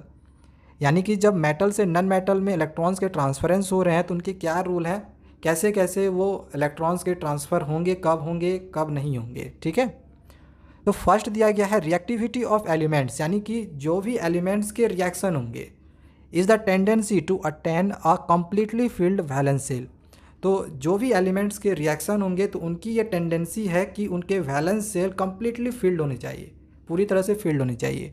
Valence shell का मतलब क्या है कि जैसे ये फर्स्ट सेल हो गया, ये सेकेंड सेल हो गया, तो ऊपर में इन्हें आप लोग को बताया था जो आउटर मोस्ट सेल होगा वही होगा वैलेंस सेल। तो इनमें जो इलेक्ट्रॉन्स होंगे वो कम्प्लीटली एट फील्ड होने चाहिए। अगर फील्ड है तो ट्रांसफ़र नहीं होगा, नहीं है तो ट्रांसफ़र हो जाएगा। ठीक है, आगे हम ट्रांसफ़र करने के लिए सीखेंगे। एग्जाम्पल आप लोग को के लिए मैंने यहाँ पे लिखा हुआ है, समझेंगे इस चीज़ को। पहले इसके रूल्स को हम देख लेते हैं। सेकेंड है metal lose electron from their valence shell to form cation. ये पहले भी पढ़ चुके हैं कि अगर मेटल इलेक्ट्रॉन लूज करते हैं तो उसको कैटायंस कहते हैं, और नॉन मेटल अगर इलेक्ट्रॉन गेन करते हैं तो उसको एनायन कहते हैं। ठीक है, यानी कि एक पॉजिटिव चार्ज इसमें लग जाता है, लूज इलेक्ट्रॉन करता है तो, और गेन करता है तो एक नेगेटिव चार्ज लग जाता है, यही है। ठीक है, चलिए यहाँ पे इसके फॉर्मेशन को देखते हैं कि किस तरह से आयोनिक कंपाउंड्स का यहाँ पे फॉर्मेशन जो है वो NaCl का हुआ है। तो यहाँ पर हमने सोडियम का फॉर्मूला लिख लिया Na, और क्लोरीन का फॉर्मूला लिख लिया Cl। सोडियम का एटॉमिक नंबर होता है 11, इसका हम इलेक्ट्रॉनिक कॉन्फ़िगरेशन कर दिए तो 2, 8 और 1 होगा। ये ऊपर में भी मैंने आप लोग को सिखाया था कि कैसे हम इलेक्ट्रॉनिक कॉन्फ़िगरेशन करेंगे। इसी तरह से क्लोरीन का एटॉमिक नंबर होता है 17, तो इसका यहाँ पे हमने इलेक्ट्रॉनिक कॉन्फ़िगरेशन कर दिया। अब यहाँ पे देखो तो यहाँ पे ये होगा वैलेंस शेल के इलेक्ट्रॉन, और इसमें होगा ये वाले वैलेंस शेल के इलेक्ट्रॉन। तो इसमें 1 है और इसमें 7 है, तो इनके ऑक्टेट को पूरा होने के लिए इसको और 7 इलेक्ट्रॉन्स का ज़रूरत पड़ेगा, इसको 1 इलेक्ट्रॉन का ज़रूरत पड़ेगा। तो या तो ये 1 इसको दे देगा, ठीक है, तो इसका जो ऑक्टेट है पूरा हो जाएगा, और ये 7 अगर 1, ये 7 में अगर ये 1 आ जाता है, मतलब 7 में ये 1 अगर इसके साथ आ जाता है तो इसका भी जो ऑक्टेट है 8 हो जाएगा, तो पूरा हो जाएगा। तो इस तरह से यहाँ पे क्या होता है कि ये जो सोडियम का यहाँ पे ये वाला वैलेंस शेल वाला जो एक इलेक्ट्रॉन है ये क्लोरीन को दे देता है। तो इससे क्या होता है कि इसका जो ऑक्टेट है वो कंप्लीट हो जाता है, ये 2, 8 हो जाएगा। और क्लोरीन का भी इसका जो ऑक्टेट है 1 इलेक्ट्रॉन देने से ये भी कंप्लीट हो जाएगा। और इस तरह से फॉर्मेशन होता है NaCl का। 1 प्लस चार्ज क्यों लगा? क्योंकि ये 1 इलेक्ट्रॉन लूज़ किया, इलेक्ट्रॉन लूज़ होगा तो एक पॉजिटिव चार्ज लगेगा, और ये 1 इलेक्ट्रॉन गेन किया, इससे Na से 1 इलेक्ट्रॉन ये गेन किया ना, तो 1 इलेक्ट्रॉन गेन किया तो एक नेगेटिव चार्ज लगेगा। और इन दोनों के बीच में नेगेटिव और पॉजिटिव और नेगेटिव के बीच में क्या होगा? अट्रैक्शन होगा। ये जो अट्रैक्शन होगा इसको हम इलेक्ट्रोस्टैटिक फोर्स कहते हैं, इलेक्ट्रोस्टैटिक फोर्स इसको बोला जाता है, बहुत ही स्ट्रांग फोर्स होता है ये। ठीक है, तो इसके वजह से सोडियम क्लोराइड का फॉर्मेशन होता है। इसको यहाँ पे देख लो, इस सेल की तरह से भी यहाँ पे हमने समझाया हुआ है। जैसे यहाँ पे सोडियम है, ये क्लोरीन है, तो ये फर्स्ट वाला सेल हो गया, ये सेकेंड वाला सेल हो गया, दोनों में कंप्लीट है। थर्ड वाले में वही एक यहाँ पे जो बच गया था इस वाले जगह पे, देखो वही वाला यहाँ पे है। और क्लोरीन में जो आउटर मोस्ट सेल में 7 था, तो देखो 2, 2, 4, 5, 6 और यहाँ पे एक 7 है। तो यही चीज़ जो है देखो यहाँ पे आ जाता है। ठीक है, ये वाली जो इलेक्ट्रॉन है वो क्लोरीन को दे देता है, ये वाला सोडियम। तो सोडियम का यहाँ पे देखो ये वाली जो सेल थी वो अब यहाँ से हट गई है। तो ये देखो ये स्टेबल नहीं है, बट ये स्टेबल हो गया है, यहाँ से ये हट गया है ये वाला सेल। और क्लोरीन का भी यहाँ पे इसका जो ऑक्टेट है वो पूरा हो गया, यानी वैलेंस सेल है वो कम्प्लीटली फील्ड हो गया, और इसका भी जो वैलेंस सेल है वो कम्प्लीटली फील्ड हो गया। तो ये अब स्टेबल कहलाएगा। ठीक है, कम्प्लीटली फील्ड होना चाहिए।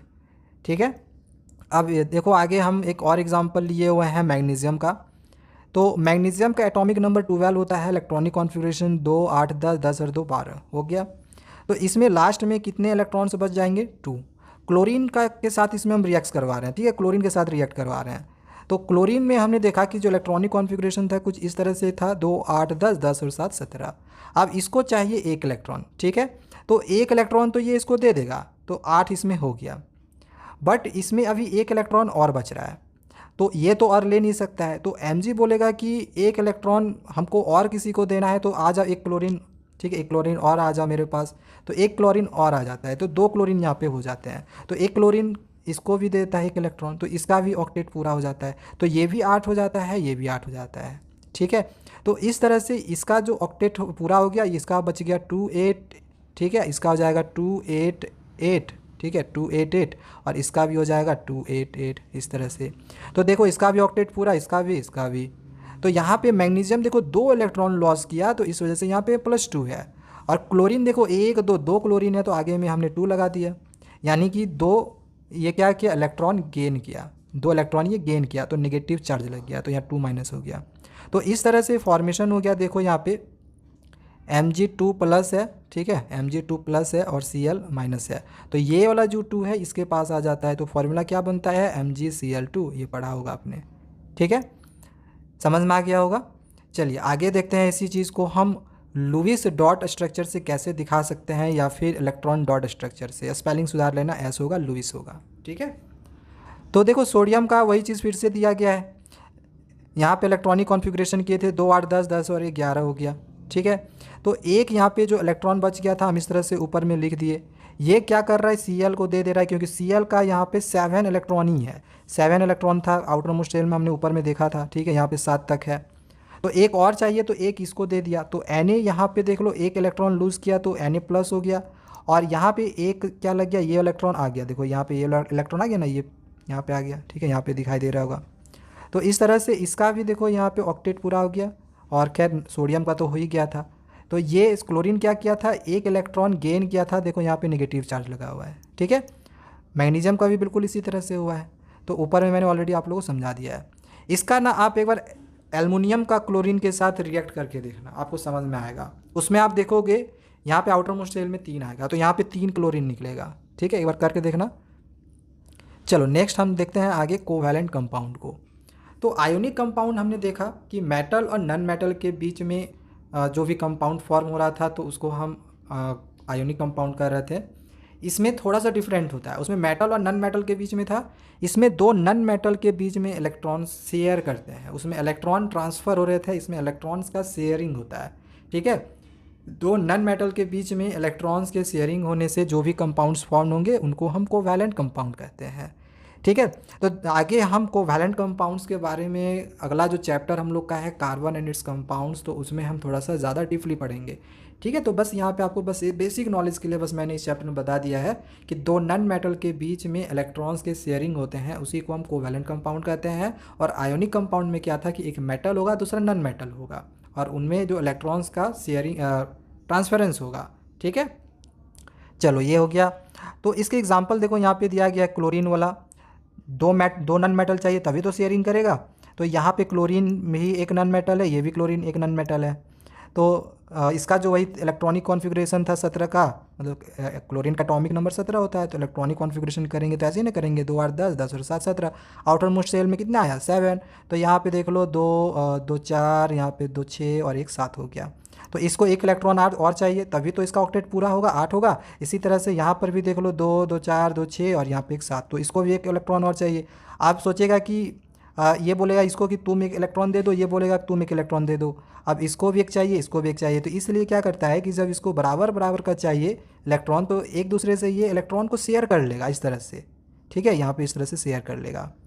तो यहाँ पे देखो एक इलेक्ट्रॉन आ गया, यहाँ पे इस क्लोरीन का ये इलेक्ट्रॉन इस वाले सेल में आ गया, ठीक है, और इस वाले सेल का इलेक्ट्रॉन इस वाले सेल में आ गया, ठीक है ना। तो इस तरह से यहाँ पे क्या हुआ कि इसका भी जो वैलेंस सेल कम्प्लीटली फुल हो गया, तो क्लोरीन को लगेगा कि मेरा वैलेंस सेल पूरा फुल है, और इसको भी लगेगा कि हम भी स्टेबल है, मेरा भी वैलेंस सेल पूरा फुल है, ठीक है। तो इस तरह से ये क्लोरीन जो है दोनों ही फॉर्म में स्टेबल हो गया। तो ये चीज़ें आप लोगों को समझ में आ गई होंगी। चलिए नेक्स्ट हम लोग आगे जाते हैं और इसके प्रॉपर्टी को पढ़ते हैं। ये भी बहुत ही इंपॉर्टेंट है एग्जामिनेशन पॉइंट ऑफ व्यू से। तो प्रॉपर्टीज़ में फर्स्ट में दिया गया है फिजिकल नेचर। फिजिकल नेचर में दिया गया है कि ionic compounds are solid and hard. जो आयोनिक कंपाउंड्स होते हैं वो सॉलिड और हार्ड होते हैं। क्यों सॉलिड और हार्ड क्यों होते हैं आयोनिक कंपाउंड? जैसे NaCl है तो ये सॉलिड भी है हार्ड भी है, ऐसा क्यों है? तो रीज़न दिया गया है कि strong forces of attraction between the positive and negative ions, यानी कि ये जो Na का पॉजिटिव चार्ज था और जो क्लोरीन का नेगेटिव चार्ज था, तो इनके बीच में अट्रैक्शन होता है और स्ट्रॉन्ग फोर्सेज लगते हैं, जो इलेक्ट्रोस्टैटिक फोर्स का हम बात किए थे। तो इस वजह से ये सॉलिड और हार्ड होते हैं, ठीक है। और एक चीज़ में ये भी दिया गया है कि these compounds break into pieces when the force is applied. अगर आयोनिक कंपाउंड्स को के ऊपर अगर हम एक्स्ट्रा ज़्यादा फोर्स लगाएंगे, ठीक है, फोर्स अगर उसमें ज़्यादा लगा दिए तो वे कंपाउंड्स टूट सकते हैं, आयोनिक कंपाउंड जो है वो टूट सकते हैं। सेकेंड दिया गया है कि मेल्टिंग एंड बॉइलिंग पॉइंट। तो आयोनिक कंपाउंड्स में जो मेल्टिंग और बॉइलिंग पॉइंट्स होता है वो हाई होता है, दोनों का मेल्टिंग और बॉइलिंग पॉइंट हाई होता है। अब यहाँ पे देखो कुछ आयोनिक कंपाउंड्स के हमने नाम लिख दिए हैं और इनके मेल्टिंग पॉइंट और बॉइलिंग पॉइंट लिख दिए हैं, तो इसको याद कर लेना, ये आपके एनसीईआरटी बुक के टेबल में दिया हुआ है, तो हो सकता है कि एग्जामिनेशंस में आ जाए, ठीक है। थर्ड दिया गया है सॉल्युबिलिटी। सॉल्युबिलिटी का मतलब वही घुल जाना। तो इलेक्ट्रोवैलेंट कंपाउंड्स यानी कि वही आयोनिक कंपाउंड्स क्या होता है, वो जनरली सॉल्युबल होते हैं यानी घुल जाते हैं वाटर में, बट लेकिन इनसॉल्युबल होते हैं सॉल्वेंट्स में, जैसे केरोसिन, पेट्रोल, इनमें इनसॉल्युबल होंगे, नहीं घुलेंगे, ठीक है। चलो आगे देखते हैं नेक्स्ट फोर्थ को, कंडक्शन ऑफ इलेक्ट्रिसिटी। तो दिया गया है जो आयोनिक कंपाउंड होते हैं वो इलेक्ट्रिसिटी कंडक्ट करते हैं मोल्टेन स्टेट में। मोल्टेन स्टेट मतलब जैसे अगर मेल्ट हो गया, जो साल्ट है वो मेल्ट हो गया, तो वहाँ पे वो इलेक्ट्रिसिटी कंडक्ट करेंगे, इलेक्ट्रिसिटी उसमें पास होगा, और साथ ही एक्वा सॉल्यूशन में। लेकिन सॉलिड स्टेट जो सॉलिड स्टेट होता है उसमें इलेक्ट्रिसिटी पास नहीं होता, इलेक्ट्रिसिटी उसमें कंडक्ट नहीं होगा। तो यहाँ पे कुछ क्वेश्चंस हैं, जैसे why ionic compound conduct electricity in aqua solution. यहाँ पे हमने देखा कि एक्वा सॉल्यूशन में जो आयोनिक कंपाउंड है वो इलेक्ट्रिसिटी कंडक्ट करता है, तो ऐसा क्यों है, ठीक है। तो इसके पीछे का रीज़न इसमें दिया गया है कि उसमें अपोजिट इलेक्ट्रोड्स क्या करते हैं, एक दूसरे से पे फोर्स लगाते हैं, ठीक है। अपोजिट इलेक्ट्रोड्स वही Na+ और Cl-, तो ऑब्वियसली वाटर में जाके वो क्या होंगे, वाटर में जाके Na अलग हो जाएगा और Cl क्या होगा, Cl- ये अलग हो जाएगा। तो अलग होने के कारण यहाँ पे क्या होगा कि अपोजिट इलेक्ट्रोड्स यहाँ पे आ जाएंगे, तो वहाँ पे चार्ज क्या हो जाएंगे, मूव करने लगेंगे। तो चार्ज मूव होने के कारण इलेक्ट्रिसिटी अब उसमें पास हम कर सकते हैं, ठीक है। तो एक्वा सॉल्यूशन का ये हो गया। सेकेंड में इसमें क्वेश्चन दिया गया है कि why ionic compound conduct electricity in molten state. अब मोल्टेन स्टेट में आयोनिक कंपाउंड क्यों इलेक्ट्रिसिटी कंडक्ट करता है, तो वही चीज़ है, जब हम जैसे साल्ट को मेल्ट किए, तो मेल्ट करने के बाद फिर से जो अपोजिट आयन्स अब उसमें बनेंगे, ठीक है, मेल्ट करने के बाद अब उसमें अपोजिट आयन्स बनना शुरू हो जाएंगे और वो फिर से आपस में दूसरे की तरफ अट्रैक्ट होना शुरू होगा। तो बिल्कुल सेम उसी की तरह जो हमने यहाँ पे एक्वा सॉल्यूशन में देखा उसी की तरह है, ठीक है। उन दोनों के बीच में इलेक्ट्रोस्टैटिक फोर्स लगेगा, ओके। तो इस वजह से उसमें इलेक्ट्रिसिटी अब पास होगा, क्योंकि वहाँ पर भी जो चार्ज होंगे वो अब मूव कर रहे होंगे। नेक्स्ट आगे दिया गया है कि why ionic compound not conduct electricity in solid state. अब बताना है कि क्यों आयोनिक कंपाउंड सॉलिड स्टेट में इलेक्ट्रिसिटी कंडक्ट नहीं करते हैं। तो दिया गया है कि movement of ions in the solid is not possible. सही है कि कभी भी कोई भी एक सॉलिड साल्ट है, जैसे साल्ट है, तो अगर वो सॉलिड के फॉर्म में है तो उसमें आयन्स क्या मूव करेंगे, नहीं, सॉलिड में आयन्स मूव नहीं करेंगे, तो जिसके वजह से वहाँ पे इलेक्ट्रिसिटी पास नहीं होगा, ठीक है। इलेक्ट्रिसिटी पास तभी हो सकता है जब तक कि उसमें आयन्स मूव ना करे, जो चार्ज है वो मूव ना करे। तो इसमें आयन्स में कोई मूवमेंट होगा नहीं सॉलिड में, क्योंकि वो रिजिड स्ट्रक्चर होते हैं, कठोर स्ट्रक्चर होते हैं, ठीक है। तो इस वजह से जो आयोनिक कंपाउंड होते हैं सॉलिड स्टेट्स में इलेक्ट्रिसिटी कंडक्ट नहीं करते हैं, वो केवल मोल्टेन स्टेट में और एक्वा सॉल्यूशन में इलेक्ट्रिसिटी पास होते हैं उनमें। अब चलिए आगे हम समझते हैं अपने नेक्स्ट टॉपिक को, जो कि है बेसिक मेटलर्जिकल प्रोसेस। तो इसमें हम पढ़ेंगे ऑक्यूरेंस ऑफ मेटल्स, इसको हम एक्सट्रैक्शन ऑफ मेटल्स भी कहते हैं। आपने बहुत सारे मेटल्स के बारे में ऑलरेडी पढ़ रखा है, क्या आपने कभी ये सोचा है कि वो मेटल बने कैसे होंगे। तो एक्सट्रैक्शन ऑफ मेटल्स में अभी हम यही पढ़ने वाले हैं कि वो जो मेटल्स हैं वे बने कैसे हैं। तो एक्सट्रैक्शन ऑफ मेटल्स को समझने से पहले हमें यहाँ पे कुछ टर्म्स दिए गए हैं, इसको समझना है, तभी आप इसको अच्छे से समझ सकते हो। तो मिनरल्स क्या होता है, तो वैसे एलिमेंट्स और कंपाउंड्स जो हमें अपने अर्थ क्रस्ट से नेचुरली मिलते होंगे, दैट इज़ कॉल्ड मिनरल्स, ठीक है। नेक्स्ट आगे दिया गया है ओर्स। ओर्स क्या होते हैं, तो वैसे मिनरल्स जिनमें वेरी हाई परसेंटेज में कोई भी पर्टिकुलर मेटल्स उनमें प्रेजेंट होगा, दैट इज़ कॉल्ड ओर्स। और हमेशा याद रखना कि जो भी हम मेटल का एक्सट्रैक्शंस करेंगे तो वो ओर्स से ही करेंगे। ओर्स का मतलब ही होता है कि इसमें मेटल प्रेजेंट होगा, ठीक है, मेटल इसमें प्रेजेंट होगा और उसी मेटल का एक्सट्रैक्ट करना है, ठीक है।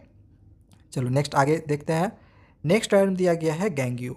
गैंग्यू क्या होता है, तो जो भी ओर से हमने अर्थ क्रस्ट से निकाला, तो अर्थ क्रस्ट से जो ओर्स हम निकालेंगे तो ऑब्वियसली उसमें बहुत सारे हो सकते हैं इम्प्योरिटीज़ भी साथ में निकलेंगे। हो सकता है सॉइल भी उसके साथ निकल जाए, सैंड निकल जाए, स्टोन्स भी साथ में मिक्सड होंगे। तो ओर्स के साथ जो भी इम्प्योरिटीज़ मिक्सड होंगे और साथ में हम उसको निकालते हैं, दैट इज़ कॉल्ड गैंग्यू। मतलब इम्प्योरिटीज़ को हम गैंग्यू कहते हैं। जो भी ओर्स के साथ इम्प्योरिटीज़ मिले हुए होंगे तो उन इम्प्योरिटीज़ को हम गैंग्यू कहते हैं। ठीक है, नेक्स्ट आगे दिया गया है what is extraction of metals, इसको हम मेटलर्जी भी कहते हैं। ये जो हम मेटल का एक्सट्रैक्शंस के बारे में पढ़ रहे हैं तो ये होता क्या है, तो दिया गया the process of obtaining pure metal from its ores. मतलब ओर्स से प्योर मेटल ऑब्टेन करने का जो प्रोसेस है उस प्रोसेस को हम मेटलर्जी या फिर एक्सट्रैक्शन ऑफ मेटल्स कहते हैं। समझ में आ गया। चलो नेक्स्ट आगे यहाँ पे देखेंगे extractions of metals from ores. तो अभी हम यहाँ पे देखें कि ओर्स से मेटल को निकाला जाएगा। ठीक है, मेटल को अलग किया जाएगा, बाहर किया जाएगा। तो ओर्स से जब भी मेटल को एक्सट्रैक्ट किया जा रहा है, मतलब मेटल बनाया जा रहा है ओर्स से, तो वो कैसे बनेगा, तो इसके लिए 3 स्टेप्स हैं। तो स्टेप नंबर 1 में क्या होता है, दिखा गया इनरिचमेंट ऑफ ओर्स, इसको कहते हैं, इसको हम कॉन्सेंट्रेशन ऑफ ओर्स भी कहते हैं। तो इसमें क्या होता है कि जो भी ओर्स अभी हमें मिला, नेचुरली जो भी ओर्स मिला, तो उसमें गैंग्यू भी प्रेजेंट है, यानी कि इम्प्योरिटीज़ भी प्रेजेंट है। तो उस इम्प्योरिटीज़ को इनरिचमेंट करके, मतलब कॉन्सेंट्रेशन करके इसको हटाया जाता है। फर्स्ट स्टेप में यही होता है कि गैंग्यू को हटाया जाए, उसको बाहर किया जाए, और फिर गैंग्यू को हटा के हमें एक प्योर ओर मिलेगा। ठीक है, सेकेंड स्टेप में जो ओर्स हमें मिला, गैंग्यू को हटाकर अब इस ओर का एक्सट्रैक्शन करके हमें जो मेटल्स इसमें से निकालना है उस मेटल को निकालेंगे। ओके, अब जो मेटल निकलेगा वो पूरी तरह से प्योर नहीं होगा, वो 90% प्योर होगा। तो उसको पूरा 99.9% प्योर करने के लिए हम उसको रिफाइन करेंगे, तो वो हो जाएगा स्टेप नंबर 3। चलिए एक एक करके हम इन तीनों ही चीज़ों को अच्छे से और समझते हैं। तो स्टेप नंबर 1 जो था इनरिचमेंट ऑफ ओर्स, तो ये क्या होता है, तो it is the process of removing gangue from ores. ऊपर में अभी हम समझे कि गैंग्वी को हटाने का जो प्रोसेस होगा, रिमूव करने का जो प्रोसेस होगा ओर्स से, that is called enrichment of ores. कहीं कहीं ये कॉन्सेंट्रेशन भी लिखा हुआ रहता है इसके जगह पे, इनरिचमेंट की जगह पे, याद रखना। अब यहाँ पे जो गैंग्यू हटेगा ओर्स से, तो इसके लिए कुछ मेथड्स हैं, गैंग्यू हटाने के कुछ मेथड्स हैं। दैट मीन्स कि इम्प्योरिटीज़ को ओर से इम्प्योरिटीज़ को हटाने के कुछ कुछ मेथड्स हैं। इन मेथड्स को याद रखना, और इन मेथड्स से कैसे अभी गैंग्यू को हटाएंगे तो ये भी देखने वाले हैं। तो फर्स्ट मेथड है हाइड्रोलिक वॉशिंग, सेकेंड है मैग्नेटिक सेपरेशन, थर्ड है फ्लोटेशन, इसके बाद नेक्स्ट दिया गया है केमिकल सेपरेशन लीचिंग। तो एक एक करके पहले हम इन सब चीज़ों को समझते हैं, हाइड्रोलिक वॉशिंग के जरिए कैसे हम गैंग्यू को हटाते हैं। तो देखो यहाँ पे, देखो एक लिखने का यहाँ पे बहुत सारी चीज़ें लिखी हुई है, अगर आपको नोट्स बनाना है तो इसको आप बना सकते हो। मैं यहाँ पे आपको डायरेक्टली जो है समझा दे रहा हूँ। चलो यहाँ पे देखो ये वाला फिगर। तो सबसे पहले क्या होता है कि जो ओर हम लोग को मिला है, ठीक है, हमने अभी जो ओर्स है उसमें इम्प्योरिटीज़ भी मिला हुआ है, दैट इज़ कि गैंग्यू भी मिला हुआ है। हमें गैंग्यू को अलग करना है, तो अलग हम कैसे करेंगे गैंग्यू को, तो इसके लिए सबसे पहले उस ओर्स को क्रस्ट कर लेना है, यानी कि उसका एक पाउडर बना लेना है और क्रस्ट करके इसमें डालना है। ठीक है, ये हाइड्रोलिक वॉशिंग के द्वारा ओर को गैंग्यू के साथ हम अलग कर रहे हैं। ठीक है, और गैंग्यू को हम अलग कर रहे हैं, यानी कि इम्प्योरिटीज़ को अलग कर रहे हैं। तो क्रश्ड ओर्स को हमने यहाँ पे डाला, यहाँ से देखो ये जो वाटर है वो फ्लो हो रहा है। ठीक है, तो वाटर फ्लो होने के कारण अब देखो ये जो ओर होंगे तो ओर का ऑब्वियसली जो डेंसिटी होगा वो ज़्यादा होगा, क्योंकि उनमें मेटल मिक्स होंगे, और जो इम्प्योरिटीज़ होंगे उनके डेंसिटी कम होंगे। तो डेंसिटी कम होने के कारण इस वाटर के साथ वो जो इम्प्योरिटीज़ है वो यहाँ पे नीचे आ जाएगा, और जो ओर्स है वो इन कॉरुगेटेड बोर्ड्स में आ जाएंगे। ठीक है, इससे क्या होगा कि जो ओर्स है यहाँ पे वो सेपरेट हो गए, अलग हो गए, और जो इम्प्योरिटीज़ है वो अलग हो गया। तो ये एक मेथड हो गया हाइड्रोलिक वॉशिंग मेथड, जिससे कि हम ओर्स को गैंग्यू से अलग करते हैं। अब ये इस मेथड के द्वारा कौन कौन से ऐसे मेटल्स हैं जिनको अलग किया जाता है इनके गैंग्यू को, तो ये मेटल है टीन और लेड। ठीक है, हाइड्रोलिक वॉशिंग मेथड द्वारा ही ओर्स को और गैंग्यू को अलग किया जाता है टीन और लेड के। ठीक है ना, एक और भी है गोल्ड को। ठीक है, गोल्ड का भी जो रिफाइनिंग होता है वो हाइड्रोलिक वॉशिंग मेथड के द्वारा ही किया जाता है। एक चीज़ और याद रखना कि ये जो गोल्ड होता है वो फ्री स्टेट में हमें मिलता है, यानी कि इनमें इम्प्योरिटीज़ नहीं होती है एक्सेप्ट सैंड और सॉइल के। तो इनके लिए बस एक ही प्रोसेस है, आपने एक बार गोल्ड का रिफाइनिंग कर दिया, यानी कि हाइड्रोलिक वॉशिंग एक बार आपने कर दिया, आपको प्योर मेटल में गोल्ड मिल गया। ठीक है, चलो नेक्स्ट आगे देखते हैं मैग्नेटिक सेपरेशन को। ऑब्वियसली इसमें मैग्नेट के बारे में जिक्र होगा, तो यही लिखा गया है कि this method works on magnetic principle. ये मेथड मैग्नेटिक प्रिंसिपल्स के से वर्क करता है। ठीक है, मैग्नेटिक प्रिंसिपल से ये मेथड वर्क करेगा। अब देखो इसमें कुछ चीज़ें दी गई है कि ores used in magnetic separation is, जैसे ऊपर में हमने यहाँ पे देखा था कि टीन और लेड ये दो मेटल ऐसे थे जो हाइड्रोलिक वॉशिंग से गैंग्यू और जो ओर्स थे वो अलग हुए थे। और इसमें क्या होता है, मैग्नेटिक सेपरेशन से मैग्नेटाइट या फिर क्रोमाइट और मैग्नीज इन तीनों का सेपरेशन होता है। गैंग्यू और ओर्स को अलग किया जाता है। मैग्नेटाइट में जो भी गैंग्यू प्रेजेंट होंगे या फिर क्रोमाइट में जो गैंग्यू प्रेजेंट होंगे, मैग्नीज में जो भी गैंग्यू प्रेजेंट होंगे, उनको ओर्स के साथ मैग्नेटिक सेपरेशन द्वारा ही अलग किया जाता है। ठीक है, तो ये कैसे होता है तो इस फिगर में अच्छे से समझते हैं। देखो वही चीज़ है, जो पाउडर्ड ओर होगा यानी जो क्रश्ड ओर होगा, अब यहाँ पे हम डालेंगे। इसमें ये वाला एक मैग्नेटिक रोलर है, यहाँ पे एक कन्वेयर बेल्ट लगा हुआ है, तो ये इस तरह से घूमता है। ओके, तो ये वाला जो पाउडर है क्रश्ड ओर, ठीक है, इसको यहाँ से डालते हैं, ये ऐसे ऐसे इधर की ओर आता है। तो ये एक मैग्नेटिक रोलर है। ये क्या करता है कि जो भी ओर्स में मेटल प्रेजेंट होंगे तो वो ओर्स जो होता है वो ओर वाला जो मेटल होगा वो इधर आ जाएगा, और जो भी इम्प्योरिटीज़ होंगे यानी जो गैंग्यू होंगे वो इसमें आ जाएंगे, इस वाले कंटेनर में। ठीक है, तो बस यही है मैग्नेटिक सेपरेशन में। चलो नेक्स्ट आगे देखते हैं फ्रॉथ फ्लोटेशन। फ्रॉथ मतलब होता है झाग, जैसे कपड़ा धोने के बाद जो झाग निकलता है ना, वैसे ही तो बिल्कुल यहाँ पर भी मेटल के जो झाग निकलेंगे तो उसको बस हम अलग कर देंगे, यानी फ्लॉट होने लगेगा मेटल का झाग को। तो ये क्या होता है, it is a process of separating hydrophobic and hydrophilic materials. ये जो प्रोसेस है ये सेपरेट मतलब सेपरेटिंग करता है हाइड्रोफोबिक या फिर हाइड्रोफिलिक मटेरियल्स को। हाइड्रोफोबिक मतलब हो गया कि जो वाटर के साथ मिक्स्ड नहीं होंगे, और हाइड्रोफिलिक का मतलब जो वाटर के साथ मिक्स्ड हो जाएंगे। ठीक है, आगे दिया गया कि this process is generally used for extraction of sulphide ores. Froth flotation process का इस मेथड का यूज़ जनरली सल्फाइड ओर्स के एक्सट्रैक्शन में किया जाता है।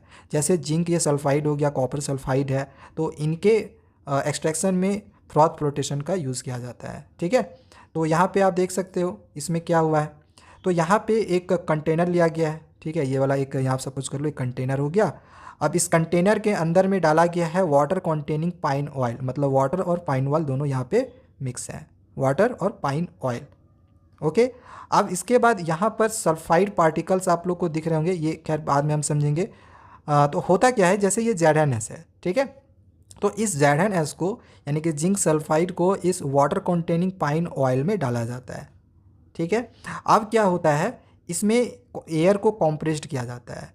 इससे क्या होता है, एयर को कॉम्प्रेस्ड करने से यहाँ पे ये तेज़ी से घूमता है, और घूमने के वजह से यहाँ पे इस तरह से बबल्स टाइप के निकलते हैं, और ऊपर में इस तरह से झाग टाइप में निकलने लगते हैं। तो ये जो झाग होता है ये सल्फाइड पार्टिकल्स होते हैं, और जो गैंग्यू होगा वो नीचे बैठ जाएगा।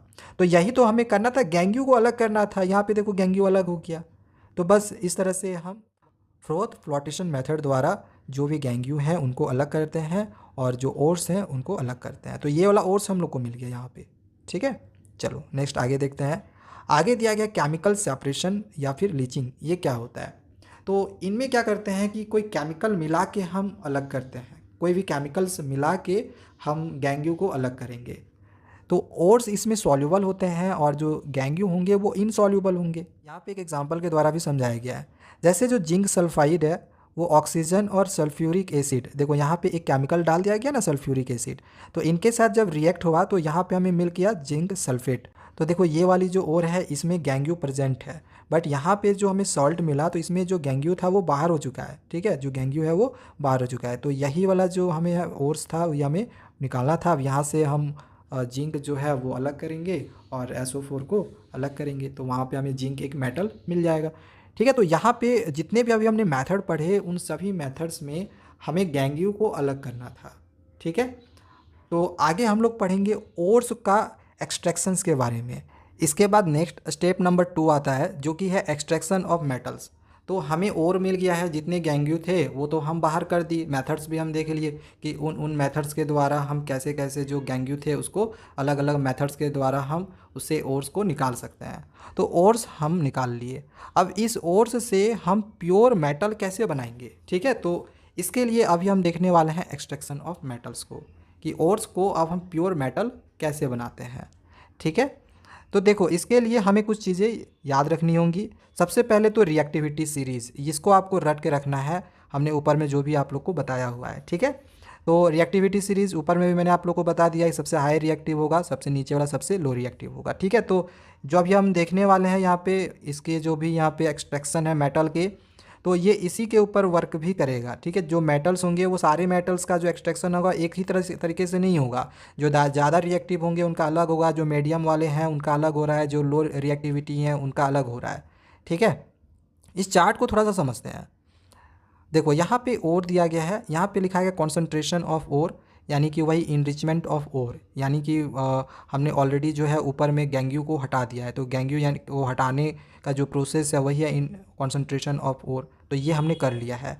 अब इसके बाद का जो प्रोसेस है, देखो यहाँ पे इसको 3 भाग में बांटा गया है। जो भी ओर हमें प्रेजेंट मिला, मतलब जो भी ओर हमें यहाँ पे मिला है, अब उस ओर का हम एक्सट्रैक्शन कैसे करेंगे, कैसे बनाएंगे।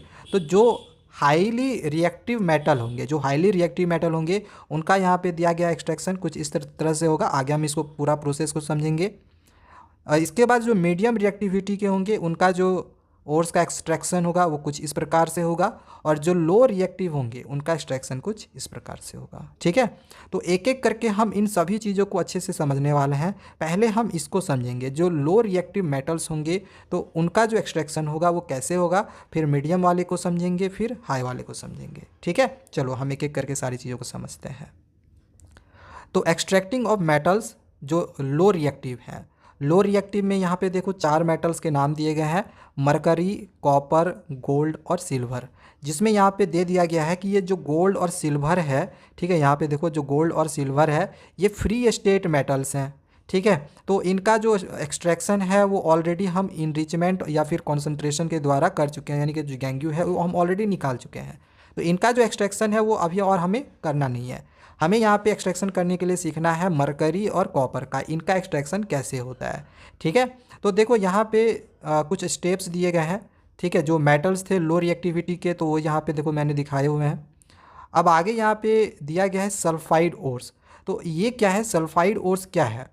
तो जो ये मेटल्स होते हैं, ठीक है, लो रिएक्टिविटी वाले जैसे मरकरी या फिर कॉपर, तो ये यूजुअली देखा जाता है कि सल्फाइड में मतलब प्रेजेंट रहते हैं, ठीक है। जो हमारे नेचर में प्रेजेंट होंगे वो सल्फाइड के फॉर्म में होंगे।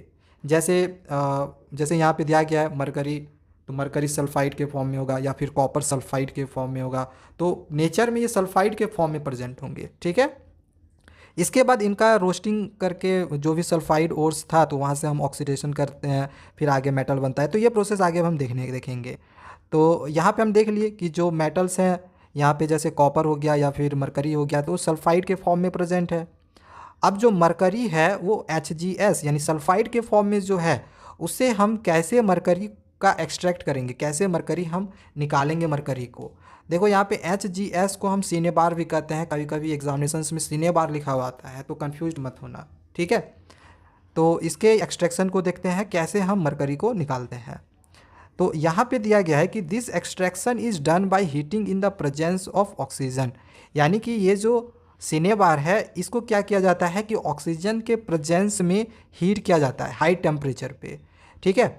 तो यहाँ पे देखो हीट किया जा रहा है, ठीक है, ऑक्सीजन के प्रेजेंस में। तो यहाँ पे हमें ये जो मरकरी और ऑक्सीजन है यानी मरकरी ऑक्साइड, ये हमें यहाँ पे मिलता है।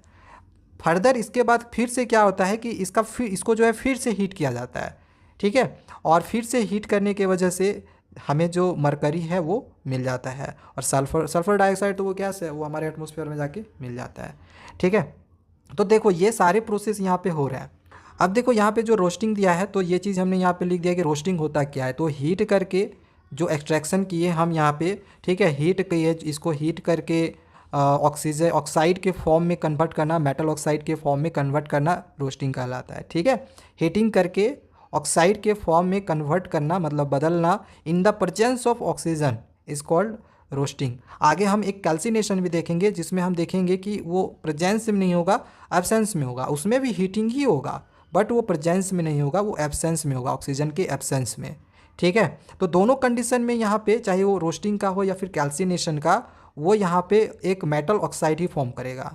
ठीक है, तो ये जो एक्सट्रैक्शन होता है ये सबसे पहले जो मरकरी सल्फाइड है इसको सबसे पहले हम हीट करते हैं in the presence of oxygen, और हीट करके हम उसको मेटल ऑक्साइड के फॉर्म में कन्वर्ट करते हैं, और मेटल ऑक्साइड को फिर से हम हीट कर दिए तो फिर हमें जो मरकरी है वो मिल जाता है। ठीक है, तो देखो यहाँ पे हमें मेटल मिल गया, यही वाला मेटल जो है हमें निकालना था। अब ये जो मेटल हम अभी फ़िलहाल निकाले हैं Hg, तो ये पूरी तरह से प्योर नहीं है। देखो यहाँ पे लिखा हुआ है कि ये पूरी तरह से प्योर नहीं, 90% तक प्योर हो सकते हैं बट पूरी तरह से ये प्योर नहीं होते हैं। तो इनको पूरा प्योर किया जाता है रिफाइनिंग करके। ठीक है, जो हम लोग थर्ड स्टेप में पढ़ेंगे। ठीक है, रिफाइन करने वाला, तब जाके वो 99.9% तक प्योर होता है। तो जैसे इसका एक्सट्रैक्शन हुआ सिनेबार का HgS का, बिल्कुल सेम कॉपर सल्फाइड का भी एक्सट्रैक्शन होगा। सबसे पहले ऑक्सीजन के प्रेजेंस में हम हीट करेंगे तो यहाँ पे वही जो कॉपर ऑक्साइड है यानी मेटल ऑक्साइड मिलेगा। इसको फिर से हम इसी कॉपर सल्फाइड के साथ एक बार फिर से रिएक्ट करते हैं और इसको मतलब फिर से हीट करते हैं तो फिर से हमें कॉपर मिलता है। इन दोनों में थोड़ा सा फ़र्क आप यहाँ पे देखना, हो सकता है एग्जामिनेशन में आ जाए तो कन्फ्यूजन मत होना। इसमें HgS यहाँ पे नहीं लिखा, बट यहाँ पे जो कॉपर सल्फाइड है वो दोबारा से यहाँ पे लिखा गया है, फिर से वो कॉपर सल्फाइड के साथ रिएक्ट करता है ये वाला कॉपर ऑक्साइड। ठीक है, तो इस रिएक्शन को याद रखना। तो इस तरह से देखो यहाँ पे जो लो रिएक्टिव मेटल्स थे उनका एक्सट्रैक्शन हमने कर लिया है। इसके बाद हम मीडियम रिएक्टिविटी में आते हैं। जो मीडियम मेटल्स, मीडियम रिएक्टिविटी के मेटल्स हैं, मीडियम रिएक्टिविटी के मेटल्स कौन कौन से हैं? तो जिंक है, आयरन है, लेड है। इनका रिएक्टिविटी, इनका जो एक्सट्रैक्शन है वो कैसे होगा? तो इसका जो एक्सट्रैक्शन होगा देखो यहाँ पे दे दिया गया है, ये दो तरीके से होगा। एक तो कार्बोनेट ओर होता है, यहाँ पे देखो दे दिया गया है, और दूसरा होता है सल्फाइड ओर। यानी कि जो मीडियम रिएक्टिविटी के जो मेटल्स होंगे वो दो फॉर्म में होंगे, दो फॉर्म में प्रेजेंट होंगे। एक कार्बोनेट के फॉर्म में प्रेजेंट होंगे और दूसरा सल्फाइड ओर के फॉर्म में प्रेजेंट होंगे। ठीक है, अब जो कार्बोनेट ओर होंगे तो उनका कैल्सिनेशन होगा, और जो सल्फाइड ओर होंगे उनका रोस्टिंग होगा। और चाहे आप कैल्सिनेशन करो चाहे आप रोस्टिंग करो, मिलेगा तो हमें ऑक्साइड ही, मतलब मेटल ऑक्साइड ही मिलेगा। ठीक है, उसके बाद उसका हम रिडक्शन करके उसको मेटल में निकाल लेते हैं। ठीक है, तो इसी चीज़ को चलो हम यहाँ पे अच्छे से समझ लेते हैं। और तो extraction from metal carbonate ores, जो हम कार्बोनेट का यहाँ पे हमने बात किया था। ठीक है, यहाँ पे जो हमने कार्बोनेट ओर का बात किया था इसको देखते हैं। तो ये चीज़ यहाँ पे देखो लिख दिया है कि दीज मेटल्स, ये दोनों तीनों जो यहाँ पे हमने मेटल देखे मीडियम रिएक्टिविटी सीरीज वाले, और भी होंगे जैसे एल्युमिनियम भी होंगे, देख लेना। ठीक है, तो चाहे वो जिंक हो, आयरन हो या फिर लेड हो, तो ये जो मेटल्स होते हैं इनमें जनरली देखा जाता है कि कार्बोनेट और सल्फाइड इनके साथ जो होते हैं वो प्रेजेंट होते हैं। तो ये हम यहाँ पे देख चुके हैं कि जो मेटल कार्बोनेट के बने और होंगे तो उनको जो निकालेंगे, अगला जो मेथड है वो कैल्सिनेशन का। तो इसमें क्या होता है कैल्सिनेशन में, तो दिया गया है कि the carbonate ores are converted into metal oxide. Calcination से क्या होता है कि जो कार्बोनेट ओर्स हमें मिले हैं, ठीक है, इसको क्या किया जाता है कि मेटल ऑक्साइड में कन्वर्ट किया जाता है by heating strongly in absence of oxygen. जैसे कि मैंने आप लोग ऊपर में ही बताया था कि जब कैल्सिनेशन होगा तो ऑक्सीजन एब्सेंस होगा, और अगर रोस्टिंग होगा तो जो ऑक्सीजन है वो प्रेजेंस होगा। ठीक है, तो ये दोनों का मतलब सेम ही चीज़ है, कैल्सिनेशन और रोस्टिंग का मतलब सेम ही चीज़ है। कि जैसे अगर कैल्सिनेशन का बात किया गया है तो कार्बोनेट ओर्स को कन्वर्ट करना मेटल ऑक्साइड में, ये हो गया कैल्सिनेशन। सी दोनों में, आसान है याद रखना भी, कैल्सिनेशन कार्बोनेट, तो कार्बोनेट ओर्स को कन्वर्ट करना मेटल ऑक्साइड में। रोस्टिंग का मतलब क्या हो गया सल्फाइड, सल्फाइड ओर्स को कन्वर्ट करना मेटल ऑक्साइड में। अगर हम कार्बोनेट ओर्स को मेटल ऑक्साइड में कन्वर्ट कर रहे हैं तो कैल्सिनेशन हो गया, और अगर सल्फाइड ओर्स को मेटल ऑक्साइड में कन्वर्ट कर रहे हैं तो रोस्टिंग हो गया। कैल्सिनेशन में ऑक्सीजन अब्सेंस होगा, रोस्टिंग में ऑक्सीजन प्रेजेंस होगा, बस इतना ही सब फर्क है। ठीक है, तो यहाँ पे एग्जांपल देख लो, हमें क्या करना है, ऑक्सीजन के अब्सेंस में हीट करना है। तो देखो यहाँ पे ऑक्सीजन नहीं लिखा हुआ है। ठीक है, तो जब हीट किए तो देखो यहाँ पे मैंने पहले भी जैसे कि आप लोगों को बताया है कि रिएक्टेंट साइड में अगर कार्बोनेट रहता है तो प्रोडक्ट साइड में हमें CO2 मिलता ही है। तो यहाँ पे O2 नहीं होगा, CO2 होगा, देख लेना। ठीक है, यहाँ पे CO2 होगा, यहाँ पे C छूट गया है, तो CO2 होगा, और साथ ही साथ यहाँ पे ZNO भी निकलता है। ठीक है, यानी कि मेटल ऑक्साइड यही तो हमें निकालना था। ठीक है, तो यहाँ पे हम कैल्सिनेशन किए, मेटल ऑक्साइड जो है वो निकल गया। तो देखो यहाँ पे ये चीज़ हमने दिखाया हुआ कि मेटल ऑक्साइड जो है वो निकला हुआ है। तो इस नोट्स को पढ़ने के बाद आपको पढ़ने में भी समझने में भी ज़्यादा आसानी होगी अगर आप इस नोट से पढ़ते हो तो। इसके बाद क्या होता है, ये जो ZnO है तो इसमें से अगर हम इस ऑक्सीजन को निकाल दे तो मेटल जो है हम लोग का बन जाएगा। ठीक है, जो निकालना था मेटल वो निकल जाएगा। तो इस ऑक्सीजन को हटाना है, तो ऑक्सीजन को हटाने का प्रोसेस क्या कहलाता है, केमिकल रिएक्शंस एंड इक्वेशन में भी पढ़े थे, रिडक्शन। ठीक है, तो हम आगे क्या करेंगे, इस मेटल ऑक्साइड का रिडक्शन करेंगे।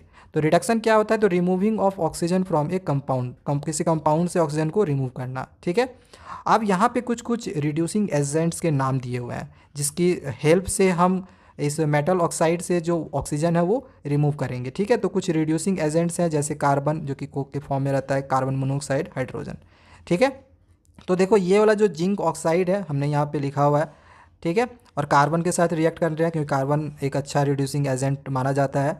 तो अब क्या हुआ, देखो ये जो ऑक्सीजन है ये रिड्यूस हो गया और सिर्फ Zn बच गया और कार्बन के साथ एक्चुअली में ये मिल जाएगा। ठीक है, यहाँ पे CO हो जाएगा। तो इस तरह से यहाँ पे ये वाला जो रिडक्शन हुआ और ये जो है फॉर्म होता है। ध्यान रखना यहाँ पे ये CO मिलता है यहाँ पे। ठीक है, कार्बन डाइऑक्साइड मिल जाएगा CO2।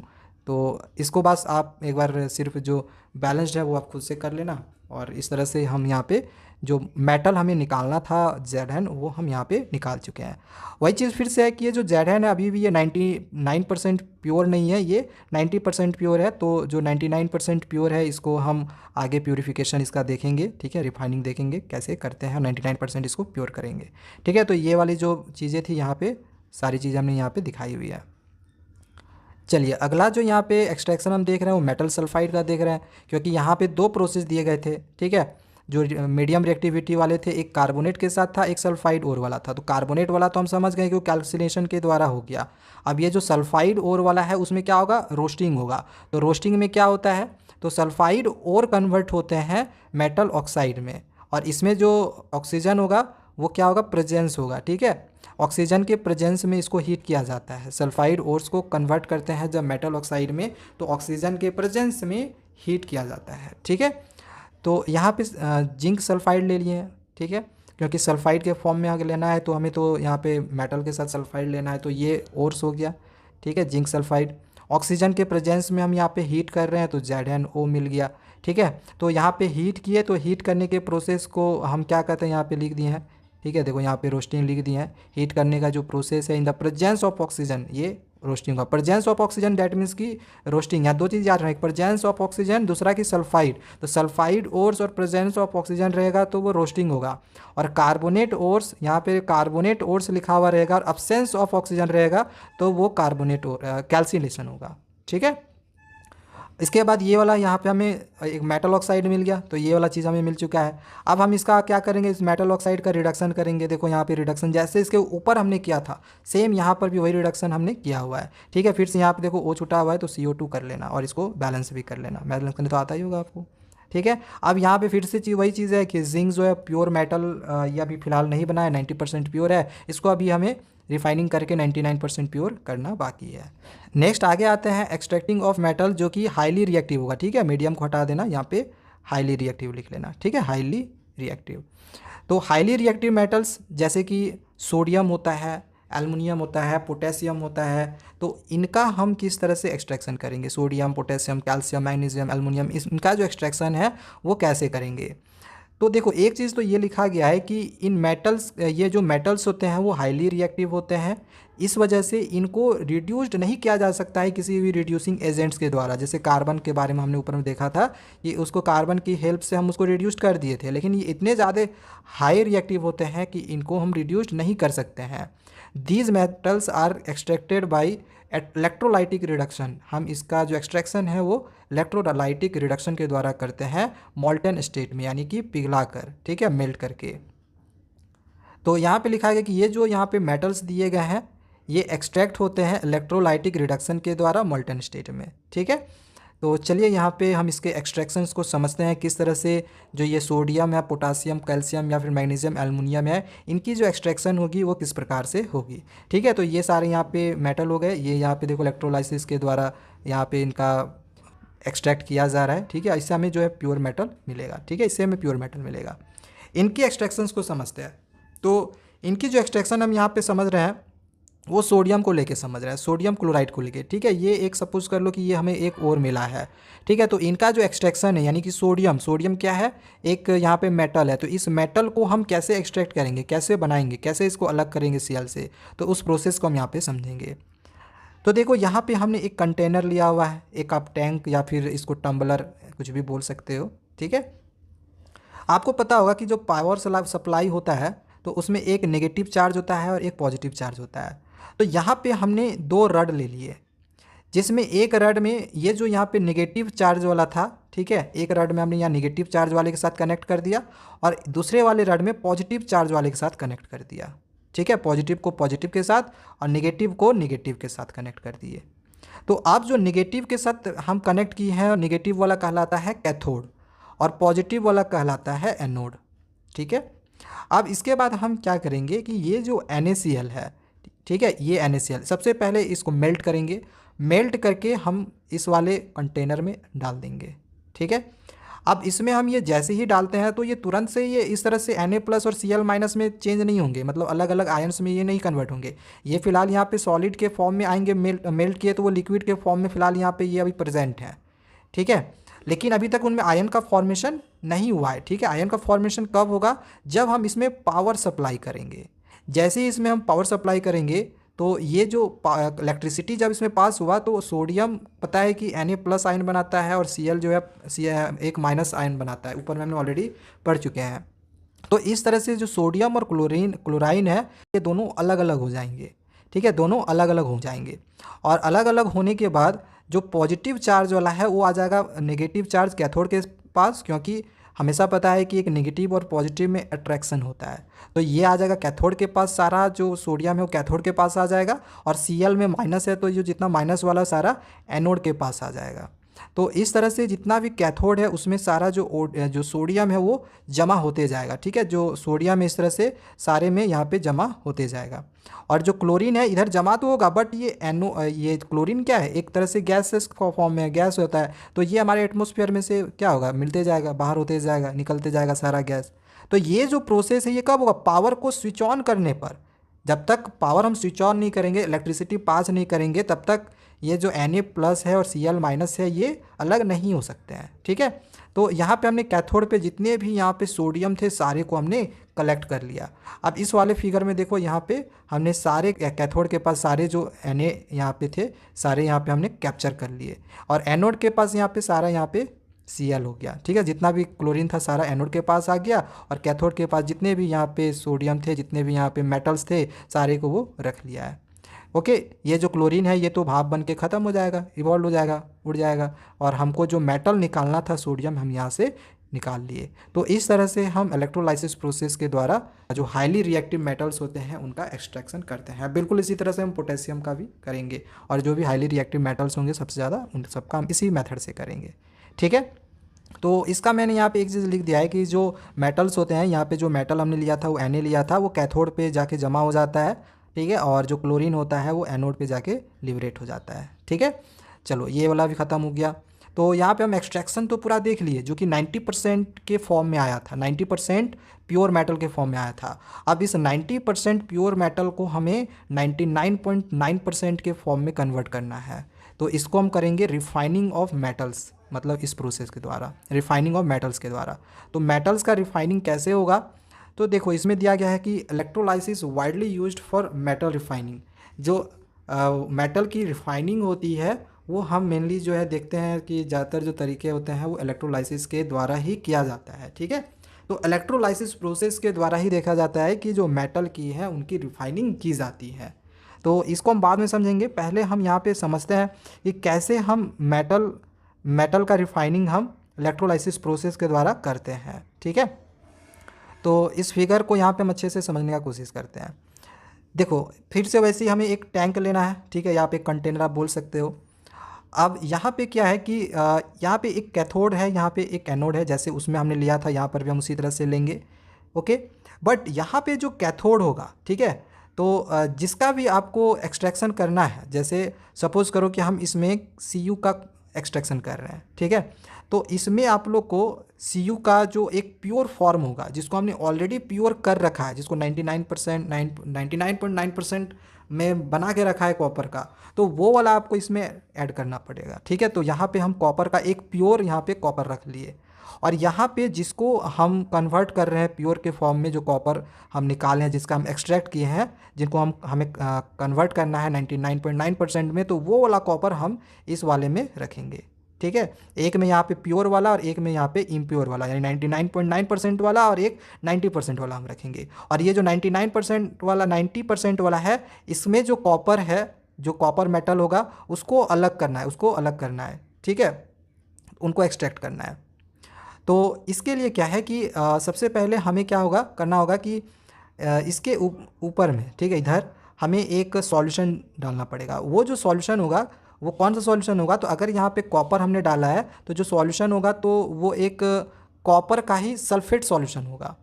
अगर एल्युमिनियम का हम एक्सट्रैक्ट करेंगे तो एल्युमिनियम सल्फेट सॉल्यूशन होगा, ठीक है। तो जिस भी मेटल का हम एक्सट्रैक्ट करेंगे तो उसका सल्फेट सॉल्यूशन होना चाहिए, ठीक है। जिंक का करेंगे तो ZnSO4 होना चाहिए, कॉपर का कर रहे हैं तो CuSO4 होना चाहिए, ठीक है। तो इस तरह से होगा। तो यहाँ पे हमने कॉपर सल्फेट सॉल्यूशन ले लिया। यहाँ पे स्विच है, जो कि हमने ऊपर में भी देखा था, स्विच ऑन ऑफ करना। अब यहाँ पे क्या है कि जैसे हम इस स्विच को ऑन करेंगे, ठीक है, जैसे स्विच को ऑन करेंगे तो यहाँ पे ये जो CuSO4 है, इसमें Cu2+ और SO4 -2, मतलब 2-, ये दोनों अलग हो जाएंगे, ठीक है। इलेक्ट्रिसिटी पास होने से जो आयन्स होते हैं वो अलग अलग हो जाते हैं, ओके। तो अब ये जो Cu2+ है, इस वाले सॉल्यूशन से मतलब हट के यहाँ पे ये जो 99% प्योर मेटल है, इस पर जाकर ये चिपकने लगेंगे, मतलब इसके पास आने लगेंगे, ठीक है। ध्यान रखना कि ये जो 99.9% वाला जो हम कॉपर लेंगे वो ज़्यादा मोटी नहीं होनी चाहिए, पतली होनी चाहिए, ठीक है। क्यों? क्योंकि हमें यहाँ से भी तो कॉपर निकालना है, तो ये सारे कॉपर इसमें आएंगे, तो ये ऑलरेडी यहाँ से हट के ये मोटे होते जाएंगे, ये पतले होते जाएंगे और फिर ये मोटे होते जाएंगे। तो इस वजह से ये प्योर वाला को हमें क्या करना है, पतला लेना है, पतला कॉपर लेना है, ठीक है।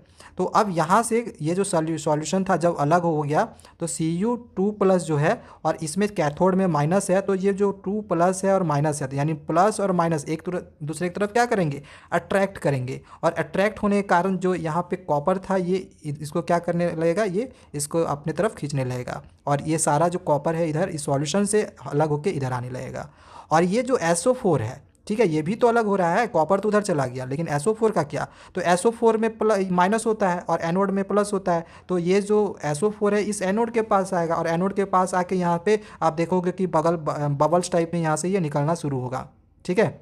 अब गैसेस के फॉर्म में निकलना वो शुरू हो जाता है एनोड की तरफ से, यहाँ पे बबल्स टाइप में निकलते हैं, ठीक है। तो ये तो हमें यहाँ तो हम देखिए कॉपर सल्फेट सॉल्यूशन से हम कॉपर निकाल रहे हैं, लेकिन हमें तो इस वाले का से निकालना था ना, इस वाले को हमें प्योर करना था, 90% वाले को प्योर करना था। तो अब इस कॉपर से हम कॉपर कैसे निकालेंगे, तो ये जो फिलहाल अभी कॉपर होता है वो एक एटम के फॉर्म में होता है, ठीक है। तो ये जो एटम है, जब हम इसमें इलेक्ट्रिसिटी पास करते हैं तो ये इलेक्ट्रॉन लूज़ करता है। तो इलेक्ट्रॉन जब लूज़ करेगा तो आपको पता है कि जितना इलेक्ट्रॉन लूज़ करेगा उतना ही प्लस चार्ज लगेगा, तो दो इलेक्ट्रॉन करके ये लूज़ करता जाएगा और Cu2+ ये बनाता जाएगा। और ये जो Cu2+ ये जब जैसे से ये बनाता जाएगा, और अब जो कॉपर सल्फेट सॉल्यूशन है तो इसमें से ये जो कॉपर है वो धीरे धीरे कम भी तो होता जाएगा। तो जब ये कम होता जाएगा तो इक्विलिब्रियम को मेंटेन रखने के लिए ये जो Cu2+ है इस कॉपर सल्फेट सॉल्यूशन में ये ऐड होते जाएगा, ठीक है, ये मतलब जंप करता जाएगा।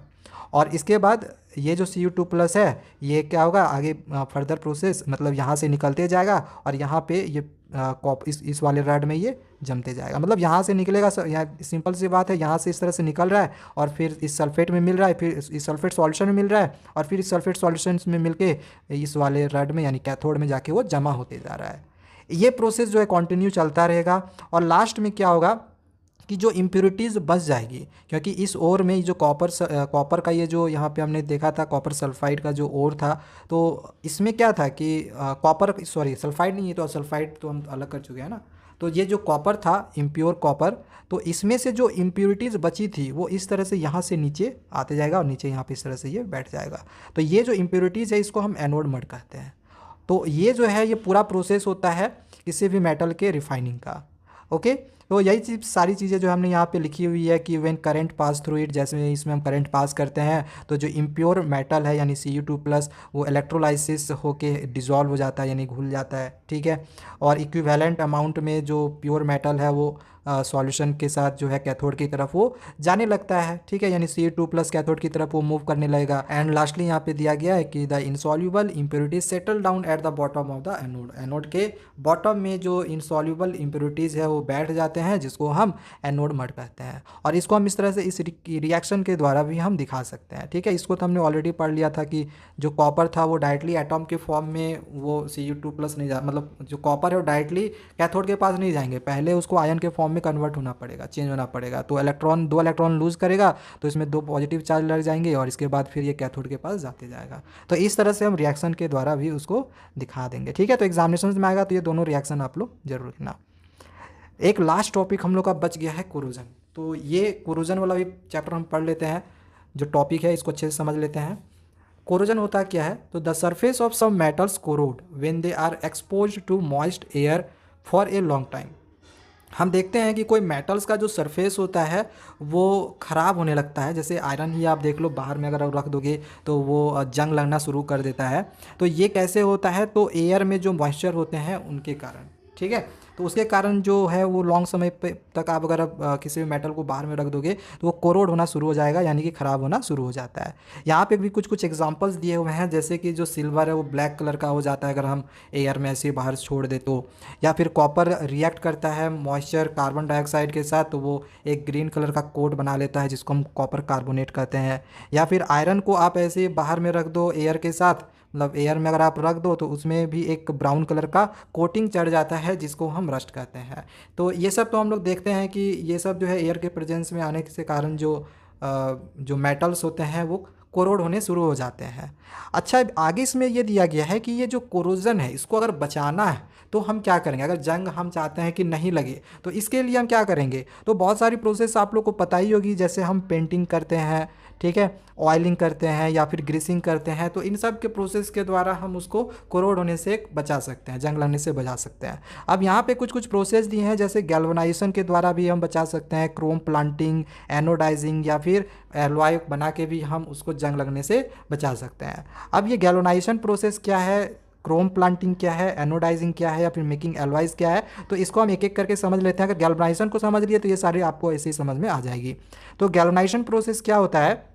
तो it is a method of protecting steel and iron from rusting by coating them with a thin layer of zinc.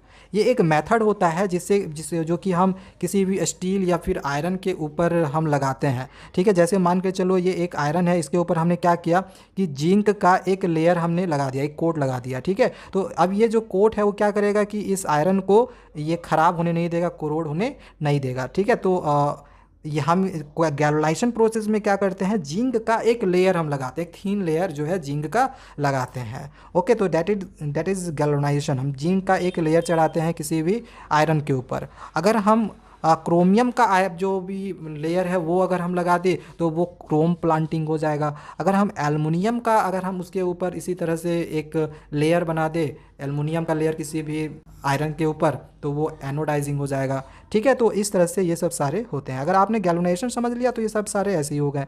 Galvanisation में जिंक का लेयर, क्रोम प्लांटिंग में क्रोमियम का लेयर और एनोडाइजिंग में एल्युमिनियम का लेयर। आगे चलिए समझते हैं एलॉयज के बारे में। एलॉयज क्या होते हैं? तो ये एक तरह का होमोजीनियस मिक्सचर होता है। होमोजीनियस मिक्सचर मतलब क्या? जो पूरी तरह से वो घुला हुआ हो, जो दिखेगा नहीं, ठीक है, घुलने के बाद। होमोजीनियस मिक्सचर होता है दो या फिर दो से ज़्यादा मेटल का, और एक मेटल होगा और दूसरा हो सकता है नॉन मेटल होगा, ठीक है। जैसे आयरन में देखोगे कि आयरन तो प्रेजेंट है ही है, साथ ही उसमें कुछ मात्रा में कार्बन भी प्रेजेंट रहता है। कार्बन का यहाँ परसेंटेज दे दिया गया 0.05%।